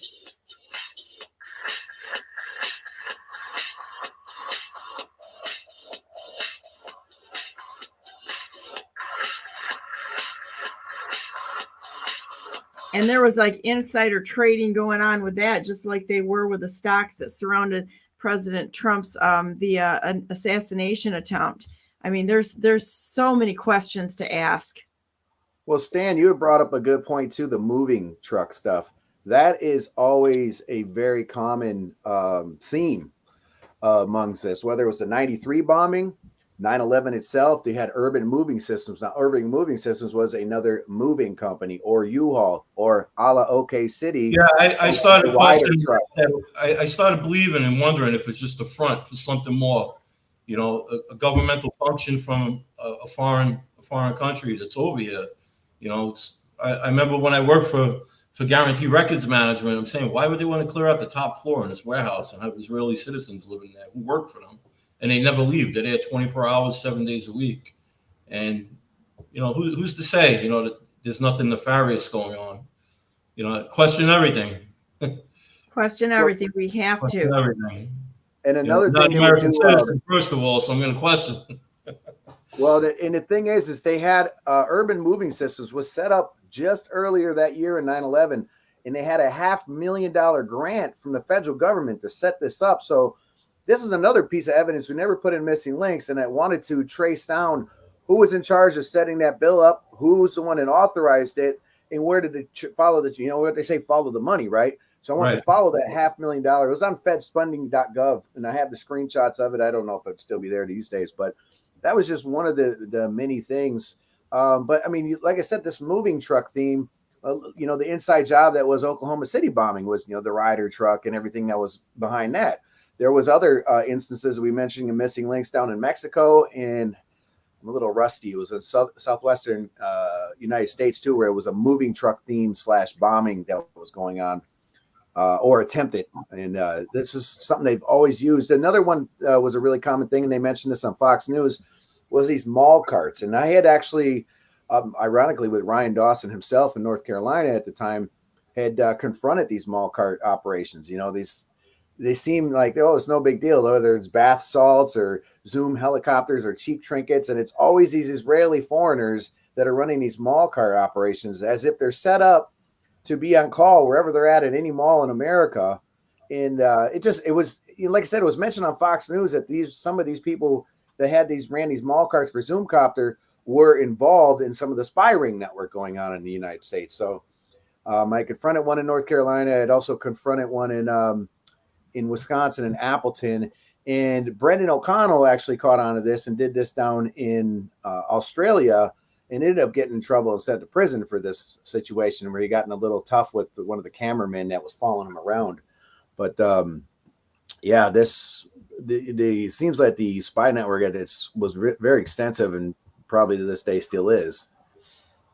That's crazy. That's something that I didn't put my finger on even looking at that. So, I mean, this is the great thing about just getting together and talking about issues or talking about what we know, is that people can share what they know and help educate us all.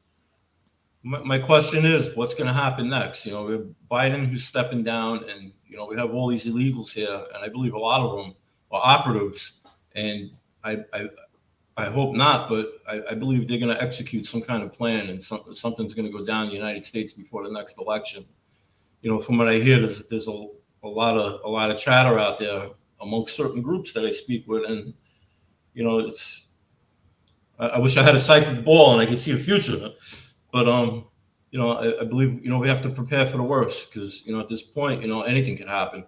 What are you hearing? Very vulnerable, and it's the whole world's laughing at us. What are you hearing, Stan? Mar-a-Lago, they're going to make another attempt on Trump. Florida's under threat. They don't want him. They want him out of the picture. Trump knows the truth on all these clowns. And I believe, before he decided to run for president, Trump was already heavily involved. He knew the dirt on everybody. And so when he came in and he stood up there in front of the world and said, I'm going to clean the swamp, and he stood behind Hillary Clinton and he said, I'm going to throw your ass in jail. And, that was it. Maybe they thought it was, just, putting on a show, but he was serious. He said what he said and he meant what he said. But from day one, they focused all the time and energy on going after Trump. I give that man a lot of respect. He developed a lot of grit in politics. I just love him. He is an amazing individual. I was at Club 47 on his birthday, June 14th. And while he was speaking, he bring up fentanyl. I'm like, the czar of substance abuse. And I said to Jeff, I was like, Jeff, you don't understand how compelled I was to put my hand up and say, Mr. President, can I have a few minutes to speak about substance abuse? But we need Trump. We need him in office, and we need more people like Trump. We need more people like us out there bringing awareness, and even getting some of these people whose minds are already hijacked on the ideologies of the Democrats. We need to bring them over to the light, and show them the way. Look, we're not the bad people here, and you really aren't bad people. So let's help detox some of these ideologies in your mind, and bring it back to God, and living a life of good virtue and moral. I feel like a lot of these people in politics, they're the wrong people. And like you said, Donna, I love calling people out and getting in their face, and but how much can we do? From sitting where we're at our houses and just do a lot. We can talk. I like to get in the faces. I got a video of me in Jersey City. My friend, he's a Fed, and he's like, I'm doing detail at City Hall in Jersey City today. This was right after the attack in Israel. And I'm like, you're kidding me? I was like, what's happening? He goes, there's about 500, protesters down here, Hamas supporters. And I was just on my way back to my apartment in Jersey City, and I said, I'm going to pass by. I said, how many people are there, in their face? He goes, nobody. So I'm saying, wow, these Jersey City Republicans again, another clown show. So I pull up, and I'm the only one there. I get out with my phone, and I'm recording it. And I'm calling you effing terrorists, you're all sellouts, go back to your country. America has enough problems, bring your problems back over there to the sandbox. We don't need this. It's a biblical war from day one. I'm just catching on. You're the czar of substance abuse. I got something that'll tie us both into the 9/11 stuff here. Right before 9/11 happened, the U.S. Department of Justice was doing a big investigation, open investigation on what was the ecstasy Israeli ring going on. So they were using Orthodox rabbis from Israel to ship over tons of ecstasy. Now, at the time, right before 9/11 happens, Mr. Sammy the Bull Gravano, who was already on witness protection program, happened to be involved in this ring and was in Phoenix.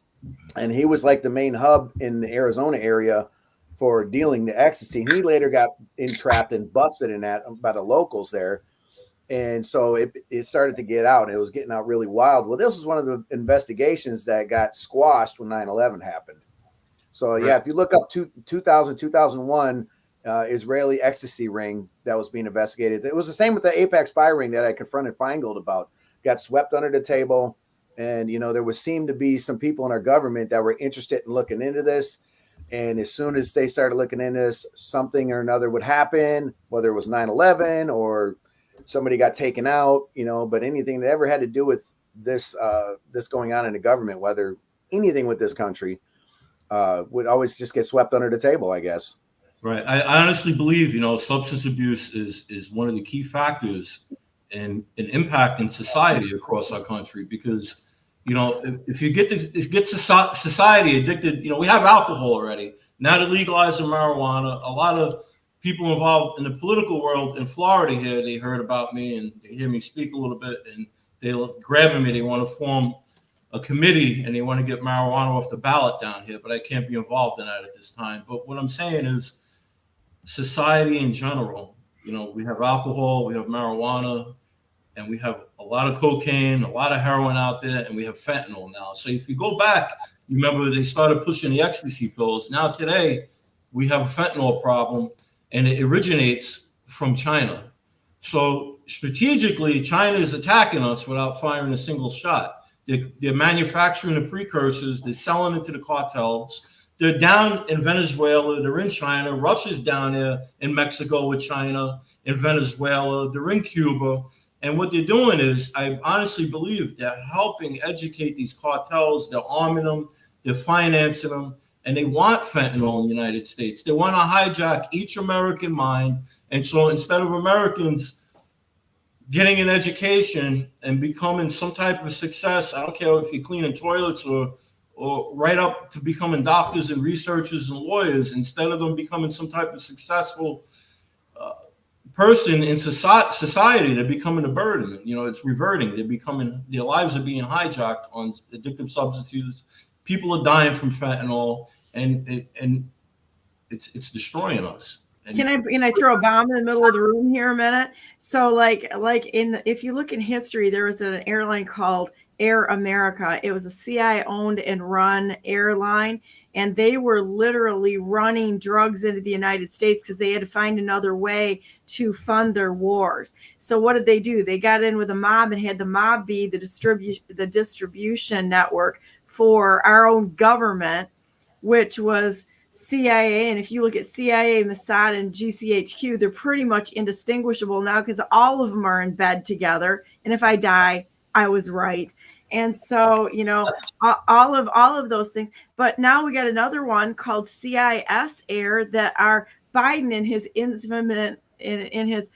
infamous child sniffing pedophile wisdom that's going out there with, the kid sniffer. It's like they're giving $10,300, I believe, to transport these kids that are in the human trafficking pipeline back to their native country. And guess what? They ain't getting back. They're going back to Mexico, back in the hands of the cartels. But the really sick thing is that this airline, I'm going to say I question who the ownership really is of this, but it is a live organ transplant transport. If everyone isn't super concerned about this, I got to tell you, you've taken too many stupid pills, because this is shocking. When I heard about this, I was so shocked. And we are funding this. They're funding it from our tax dollars to rerun these kids when they ship them out of here, to rerun them right back through the system again so they can resell them. And this is what's happening with drugs, human beings. There's no end to the evil these people are capable of. Yeah, they do this in China. They do it in Israel with the Gazans. They've been caught stealing their organs over there. And like I said, in China as well, the organ industry, the organ theft industry, if you will, is sickening. It really is. May I ask you a question? How many people have you ever known that have actually gotten an organ transplant? I don't know those kind of elite. I don't know. I know people. I have. If you go on my social media platform, I do have a friend, somebody I sponsor. His wife has been waiting for a kidney transfer for years now. So she had to learn how to do self-dialysis at home. She's a nurse in a hospital in Jersey. And everybody I know who had health issues and they waited for a transplant, they never got it, or it was years later. So you hear about all this organ harvesting. Where's it going to? That's what I want to know. It's like I'm not buying this, guys. It's because really being used for something more nefarious. Like, China does a lot of research and development with a lot of biological weapons. And like I said, I believe, like the coronavirus, I call it the China kiss. They blew a kiss across the seas to us. And, who's to say, something worse isn't out there and already here. We don't know what came across the border, just like we don't know who's here now. Right. Right. Well, and I think the next thing to keep our eyes open on, and I do believe this, is that they're going to have to start another war, because that's where they make their money. It's killing people. It's in warmongering. These neocons, all of them need to go. And so it's like I was talking to somebody about military poisons, right? And I think that we need to keep our eyes on that, because certain poisons are more likely to be used in certain areas. If we see a poison attack or a fentanyl attack or a drug attack or something like that, you can, boom, predict where the war is going to start next, because they're going to blame it on them, because they always got to have a boogeyman. And so I'm keeping my eyes on China, Russia, Ukraine, and Iran. And just, I hope I'm wrong, but guess what? It's just like 9/11.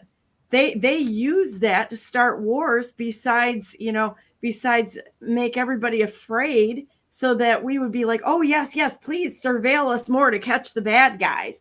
No, they were turning us into more compliant pets in their slave class. And so that they could look at every single thing that they're doing. And I hope they're all listening, because screw all of you. We're all done with this. We're just literally done with all of this. But, they can aerosolize fentanyl. I break it all down. And you know what? The problem in America is the Democratic administration that's there. The root cause of all problems are originating from these democratic policies and ideologies. But it's all of them, Stanley. I think it's all of them, because it's like you've got people on both sides that are hiding. And I want to show you something that was really interesting. When I was at the convention, I did put this on my Telegram channel, and anybody may look at it that wants to, because I'm going to stand behind this, because I think that there are some really good people out there that are trying to expose it. Guess what? We need to catch up a little bit here and get smarter when they're dropping clues for us. I'm waiting to hear for some, like some of these big name Democrats, stand up in front of the world and say, look, I'm turning to Trump. I'm going to support Trump. Yeah. Nobody's doing it, and nobody has, I'm sorry to say, the balls, tough enough to get up there and actually say, Trump's the right guy. Let's switch. Yes, I gotta find my. Oh, I went way too far up on my feed here. But I really think this is an important thing to realize, that we have. What I noticed when we were there is they had these backdrops behind people, and I thought it was extra. You couldn't hardly miss it, because there were backdrops behind some of them, and I'm like, oh my gosh, they're pointing to who is a problem. It was undeniable. And then they had everyday Americans, and then they had, let me see. I'm going to see if I can scroll through. There's my backdrop behind me right there.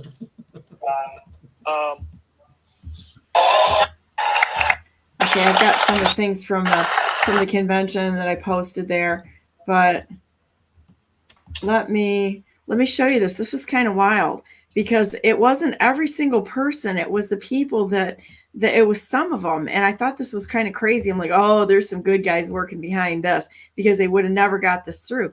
But check this out. They had this New World Order title down here. And then they would have these people like at the head of the pyramid, but it wasn't everybody. Check this out. Oh, there's our own John James, Mr. I could go into that a little bit. He's got a facility that went from $34 million to like $134 million in a year over there on the other side of the state. And then all of a sudden they go to somebody that's an everyday American. And once President Trump got on, was watching and came out and sat there in the big white cushy chairs and such, all of a sudden, all of the ones that were there that were not perhaps good people, that they were maybe pointing out to us. I would hope that people are opening their eyes a little bit and watching this stuff. So look, oh, there's another one.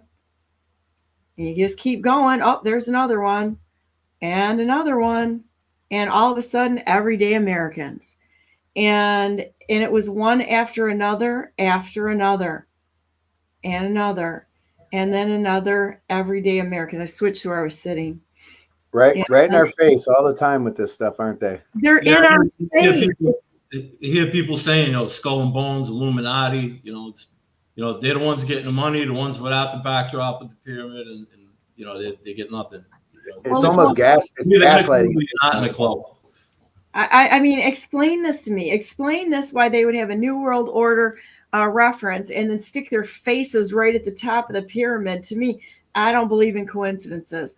And then you've got I can't think of her name, Marsha Blackburn, and she was the only one that had a patriot symbol behind her, the only one that was standing with Trump, with President Trump, the rightful president of the United States. And anybody who says that I'm not a Trump supporter or that I'm going after Trump, no, I'm not.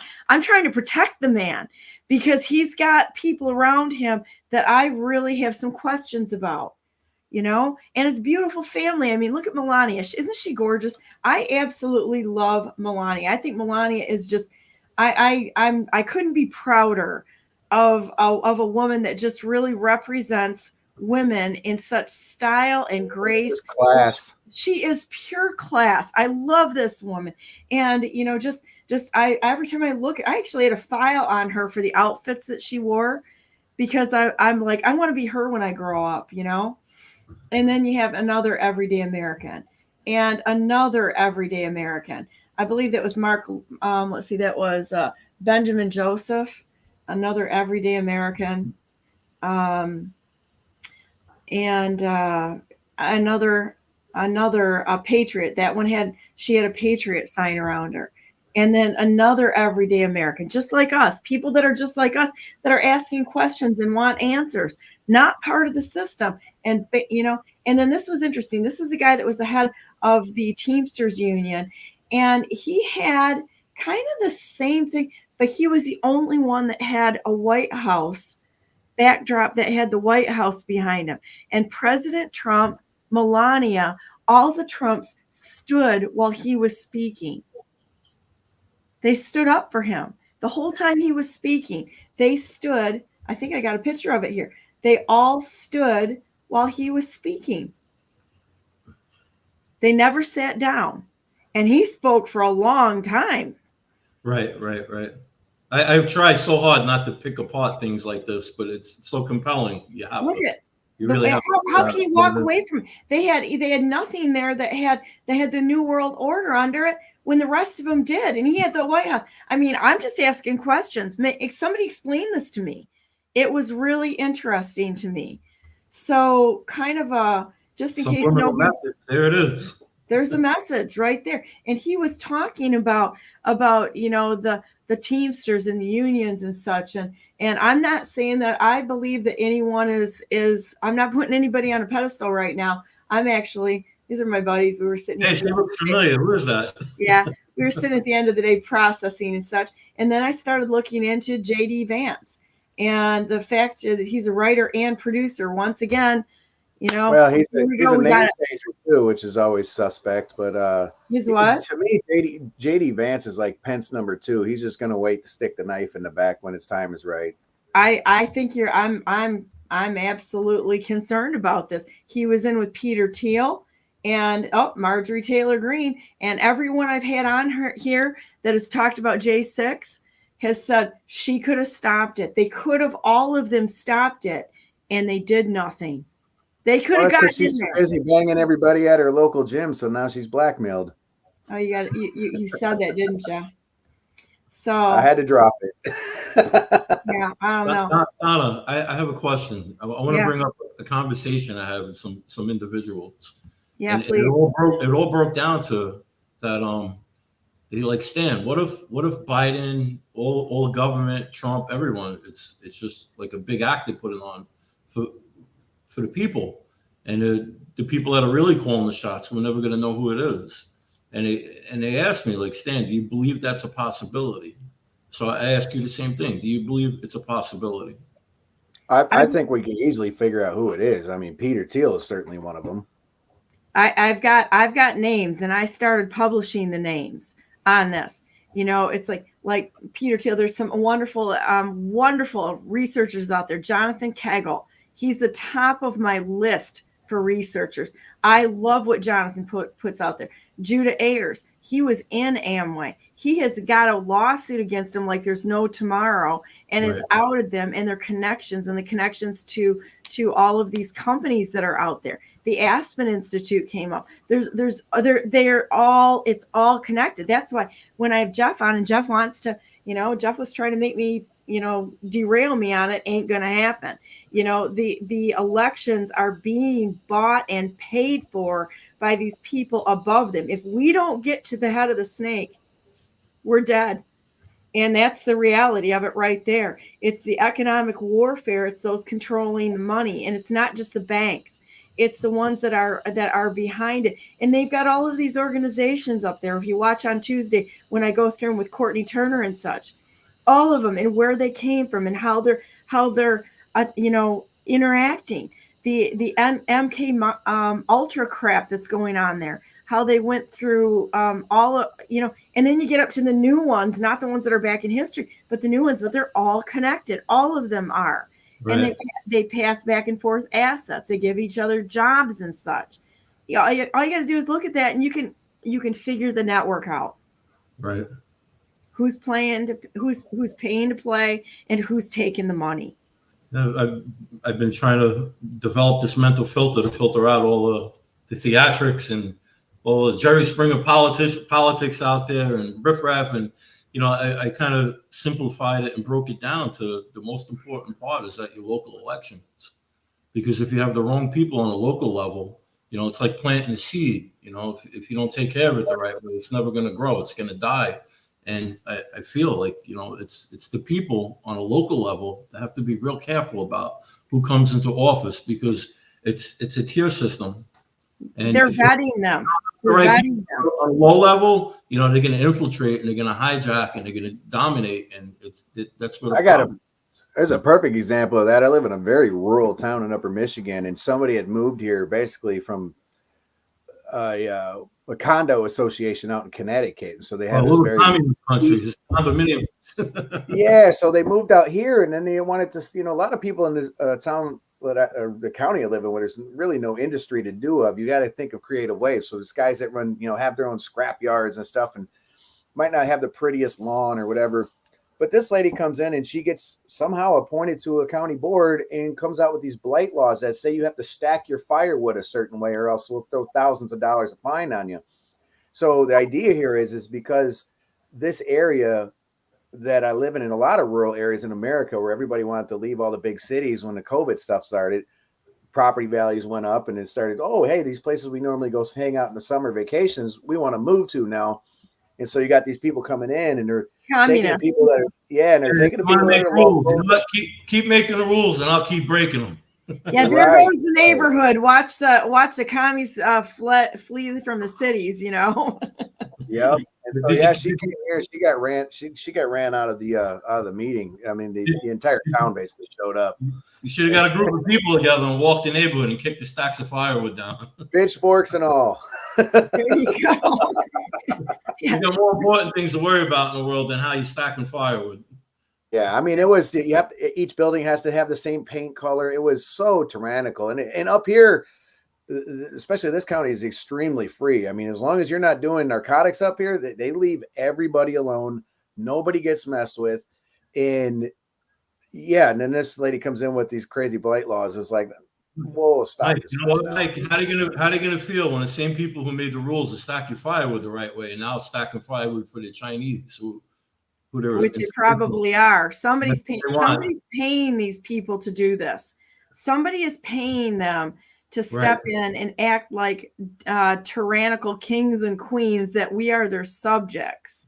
That goes back to what I was saying about these ideologies that are being inserted into society. People like DEI. Who wants their kid told like, oh, you don't have to be a girl anymore. You could be a boy. And it's insane what's happening. It's crazy. It's insanity. And how did the country get to where it is today, Donna? Yeah, well, we were infiltrated and taken over. As I said before, we are in an active war zone right now. And how many people do you guys know? This is crazy. You want to know something that is really crazy? I've got a friend that's down in Cincinnati, And she said the amount of deaths and they're weird deaths that were happening there, 70 people in one day. Yeah, I think that this is something that we all need to look into a little bit too, is to see these mass deaths across the United States, because they're not done killing us yet. And find out about things like that, like 70 deaths in one day in Cincinnati. It is unusual. It's like a double the death rate that normally is. Why is this happening? And I'd like to know if there's some similarities on that across the United States. If there's any coroners out there that actually aren't part of the system, or morticians or embalmers and stuff, y'all better need to start speaking up here, because I think that there's something going on here that we're going to find a real pattern involved. Yeah, there's a lot. I believe it has a lot to do with vaccines, and who's to say there's not something else already going around? You know, well, I'm vaccinated, so if I'm dead, you can imagine, you can put it in. She probably got Arkansas-sided category, or CIA'd off, or something like that. You know, CIA, Mossad, GCHQ, they're all the same. They're all here, right?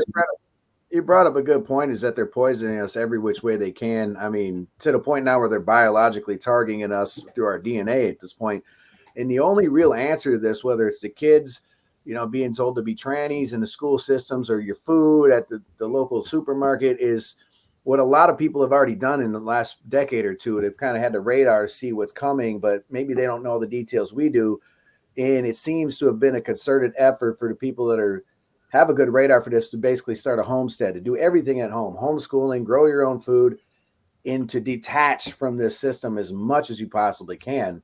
And that's what we've been doing up here, to a degree, with the homeschooling and trying to grow our own food. And I think I was ahead of everybody. I would think I was ahead of everybody, because I homeschooled my kids, and I'm 60 years old. So it was one of those things that I was done with it back then, and I started the Brandenburg chicken revolution. That's what anybody that starts chickens, I've been trying to get people to do chickens so that we can produce our own food and, that sort of thing. But it's really something that everybody should do. You should be able to put your own food up. You should be able to find it. We should be planting certain things across the entire state of Michigan, because we have native plants that they have destroyed.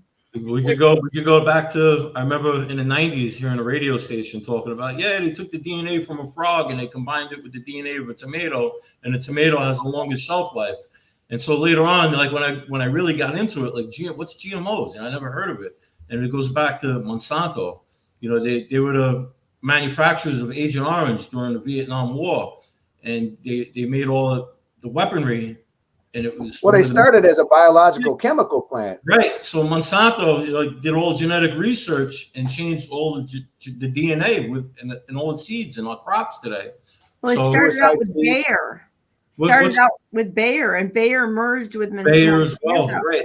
I remember them saying in the beginning, it's for other countries, third world countries that have flooding problems. This way the wheat crops could withstand until the waters, reside, and to make the plant last longer when it's flooding. But it's extreme now. You read about, look at America, the weight problem, the obesity problem. If you go back 30 years, 40 years, there wasn't an obesity problem. So if you look at the timeline and you see where all the genetic research started taking place, and you see the reflection in society with the physical appearance of people, you have to question it and look at it for what it is. Everybody, like 100 million people, all of a sudden wake up one day and say, "Oh, we're going to start overeating." It's like the chickens. Yeah, you see how the chickens grow? Have you ever seen a Vantress chicken? I had some Vantress years ago. Man, those things are just huge. They can't even support their own weight if you don't butcher them before they're like 10 weeks old. You got to butcher them at 8 weeks old, or they break their own legs because they get so big so fast. Is that not good meat birds? Modified?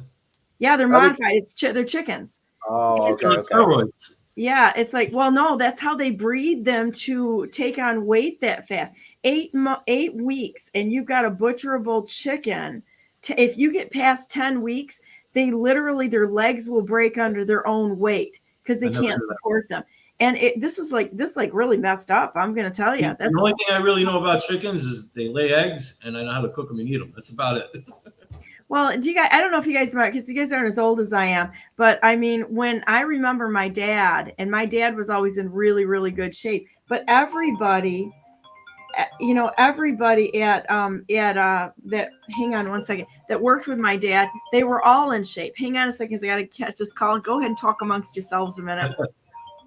Yeah, I'm sitting on 40 to 50 chickens at all time, and we usually butcher a bunch. Most all egg layers. We never have too many meat birds, but we went from politics, a little bit of substance abuse, into 9/11. Now we're talking about chickens. Gotta have some chicken. Oh boy, yeah. The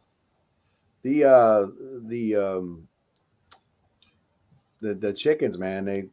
I'm trying to get some cows actually, but I'm trying to get some cattle up here. I got quite a few teenagers like to eat, and the chickens aren't providing enough at this point. Right. So Yeah. what I'm back. Sorry, I had to take that call real quick. I've got a noon call, and they were making sure that I was available for that one. So yeah, all of these things, we do an off the grid show. I do that on Fridays, and I've got Dr. David Kent on with that, and we talk about what you would do, what happens if we're EMP'd. Well, first off, you're not going to have sewer or water. That's number one. And if they take the grid down, the communications is going to be the least of your problems. Survival is going to be the number one problem that you have right there.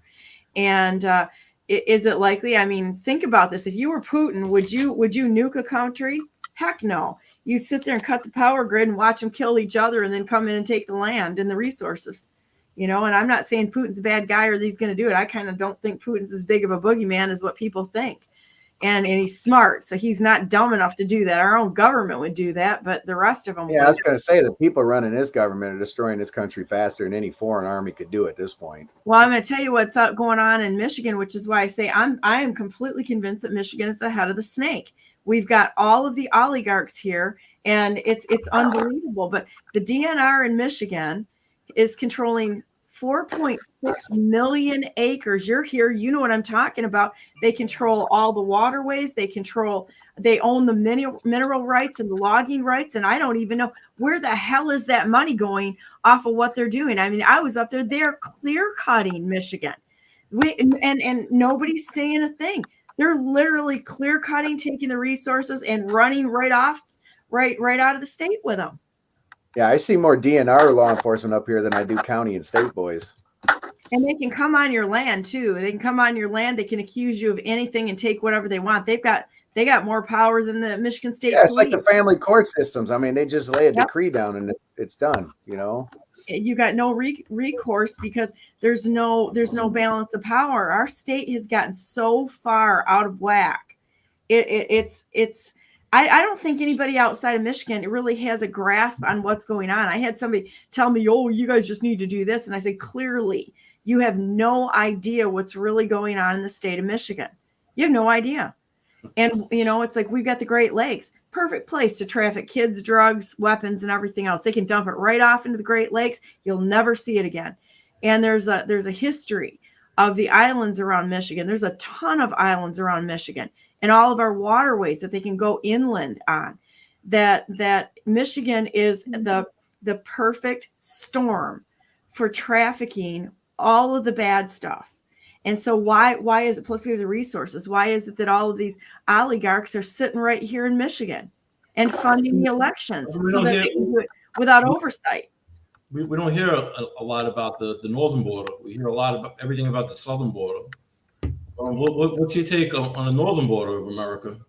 And that's exactly it. There's nobody's watching anything. They can walk right in here. What do you got? Canada on the other side on Moose? Don't come any further. You guys heard about? They brought the border patrols. What is it? The Border Patrol's authority 200 miles inland from the border, I believe it is.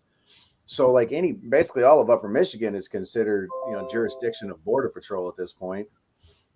It's free range. It's open. No, it's open. Maybe it's 20 miles. It's something where they extended it, so.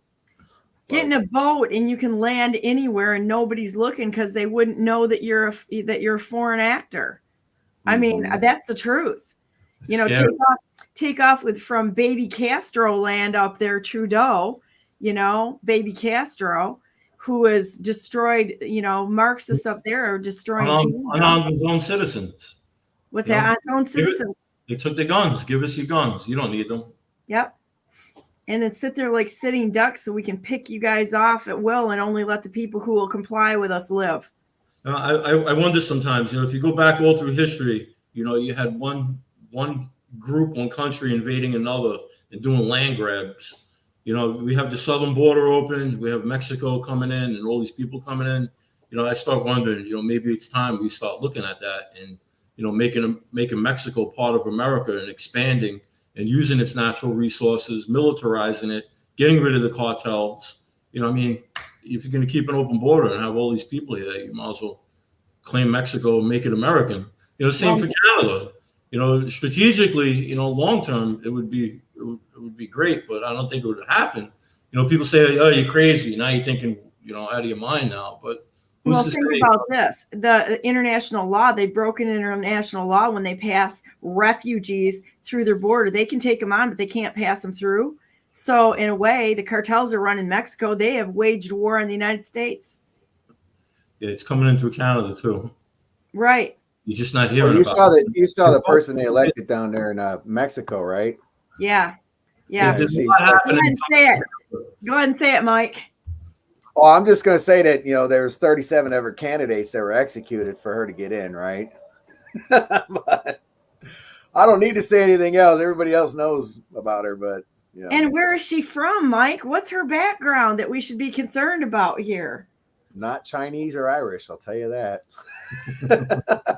Yeah, I'm sure. In a Catholic country, how do you accomplish this? This doesn't make any sense. And of course, you know, everybody's like going, "Oh, you can't say that, guys. Keep your mouth shut because somebody's going to get their feelings hurt." You know what? Those are the very people that are going to kill the people that they have basically posing as. I don't believe any of these people are necessarily Jewish. I don't believe that they're Jewish. I don't believe that you know, the ones that pose are Christians at all. I don't believe that. I believe they're infiltrators. I think that they're radical infiltrators that use good portions of people and use them in order to kill people, the ones that they've taken their identity on. I mean, I really do believe that.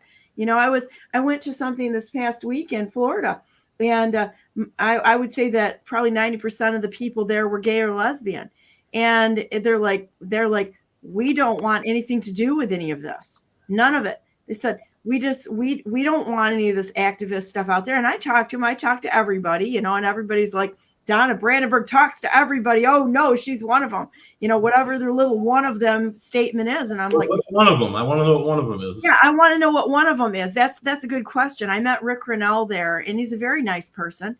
He's actually from West Michigan, and I got to talk to him, and he's very, very nice. He was, you know, and he's been very close to President Trump for a very long time, and got to talk to him. I got to talk to a bunch of other people that were there, and everybody in this organization wants the same thing that all conservatives are talking about wanting. They just want to be left alone. And they don't want to be used and saying what they're like, we're not out there saying that you can, they're like, we are absolutely against genital mutilation. We're against proselytizing to children. We're against all of this. But of course, the Marxists go in, try to take a market segment, and they use that against the people. They've done it to the Jews. They've done it to Christians. They've done it to everybody else. Black Lives Matter. Is that representative of the Black population? I don't think so. I think they're paid operatives.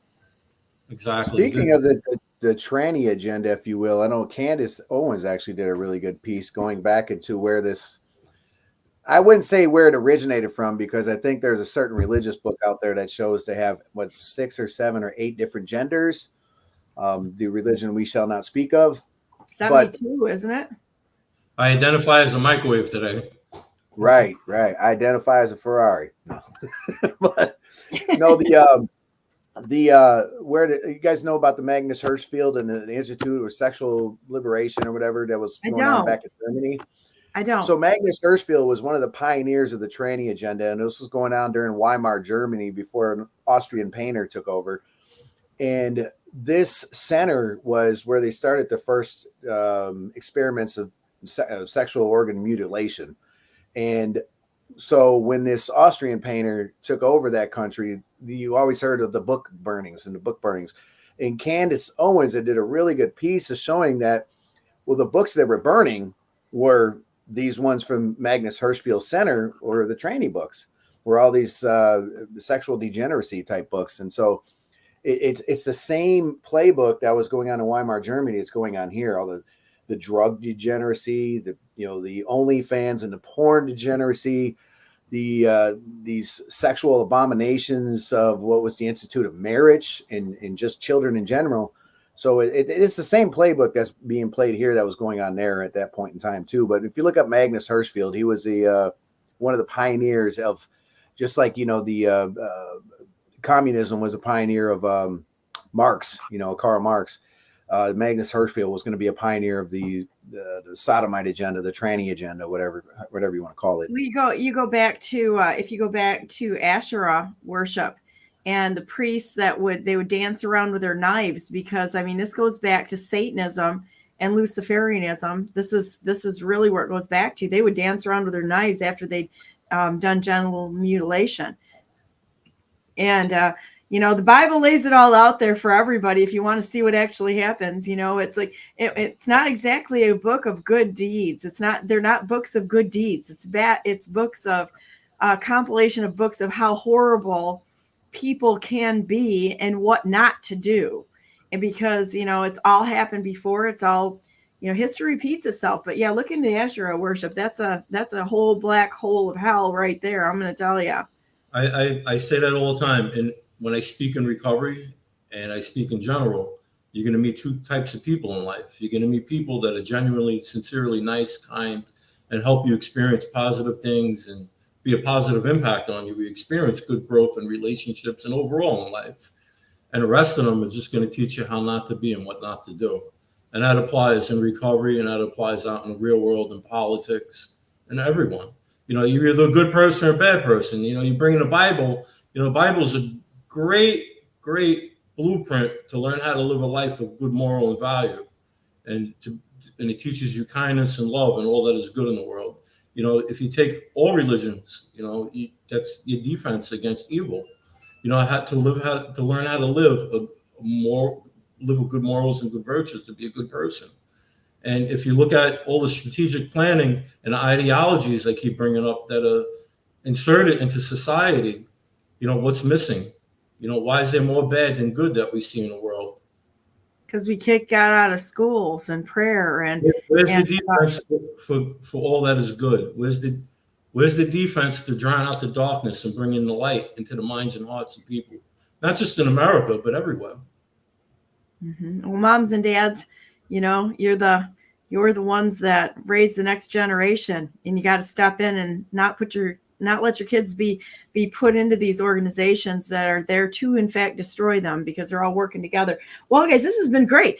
Mike, I want you to come back on, and we're going to talk more about 9/11, because that's like one of my favorite subjects to have. And Stanley, it's always just such a pleasure. I love talking to you, and it's so fun to see people that are actually doing things to help other people in their lives. And your story of just recovery and weight loss is just inspiring. And how many people show your muscles up. That's right. You got some weight loss going on or what? I was up to 485 pounds about 4 years ago. I walked with a cane for 3 years. I should have been dead 100 times ago. They counted me out.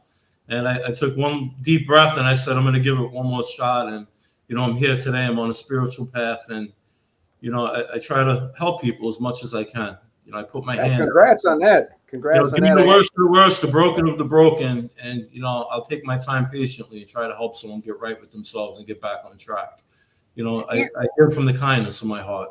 Stanley is a really kind person. I love talking to you because you lived through such a rough time that you've got just incredible empathy.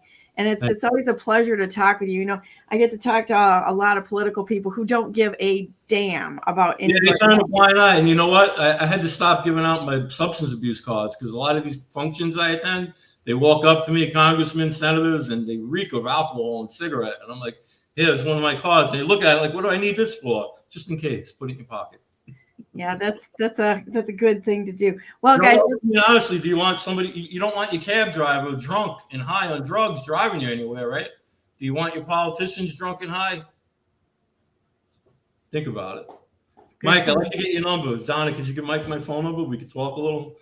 Yeah, well, I like you guys on together because there's some really good chemistry here. I think we should do this again with all three of us because we're all asking everyday American questions. We're asking the questions that people have on their mind. But, you know, and I think there was a lot of people at that RNC that were asking questions, but didn't maybe speak out.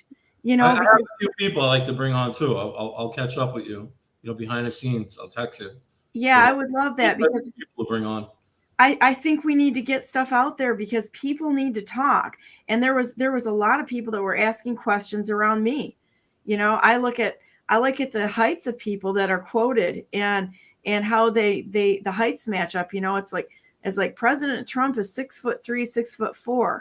How do you stand him next to somebody who's, you know, 5'11", 5'10", and have him be at the same height? Doesn't make any sense to me. And I hope they're protecting him. I mean, we've been assured that they're protecting him and that he's in a good spot. I just hope that he is being protected, and that's you know, that everyone is being protected. I really, really do.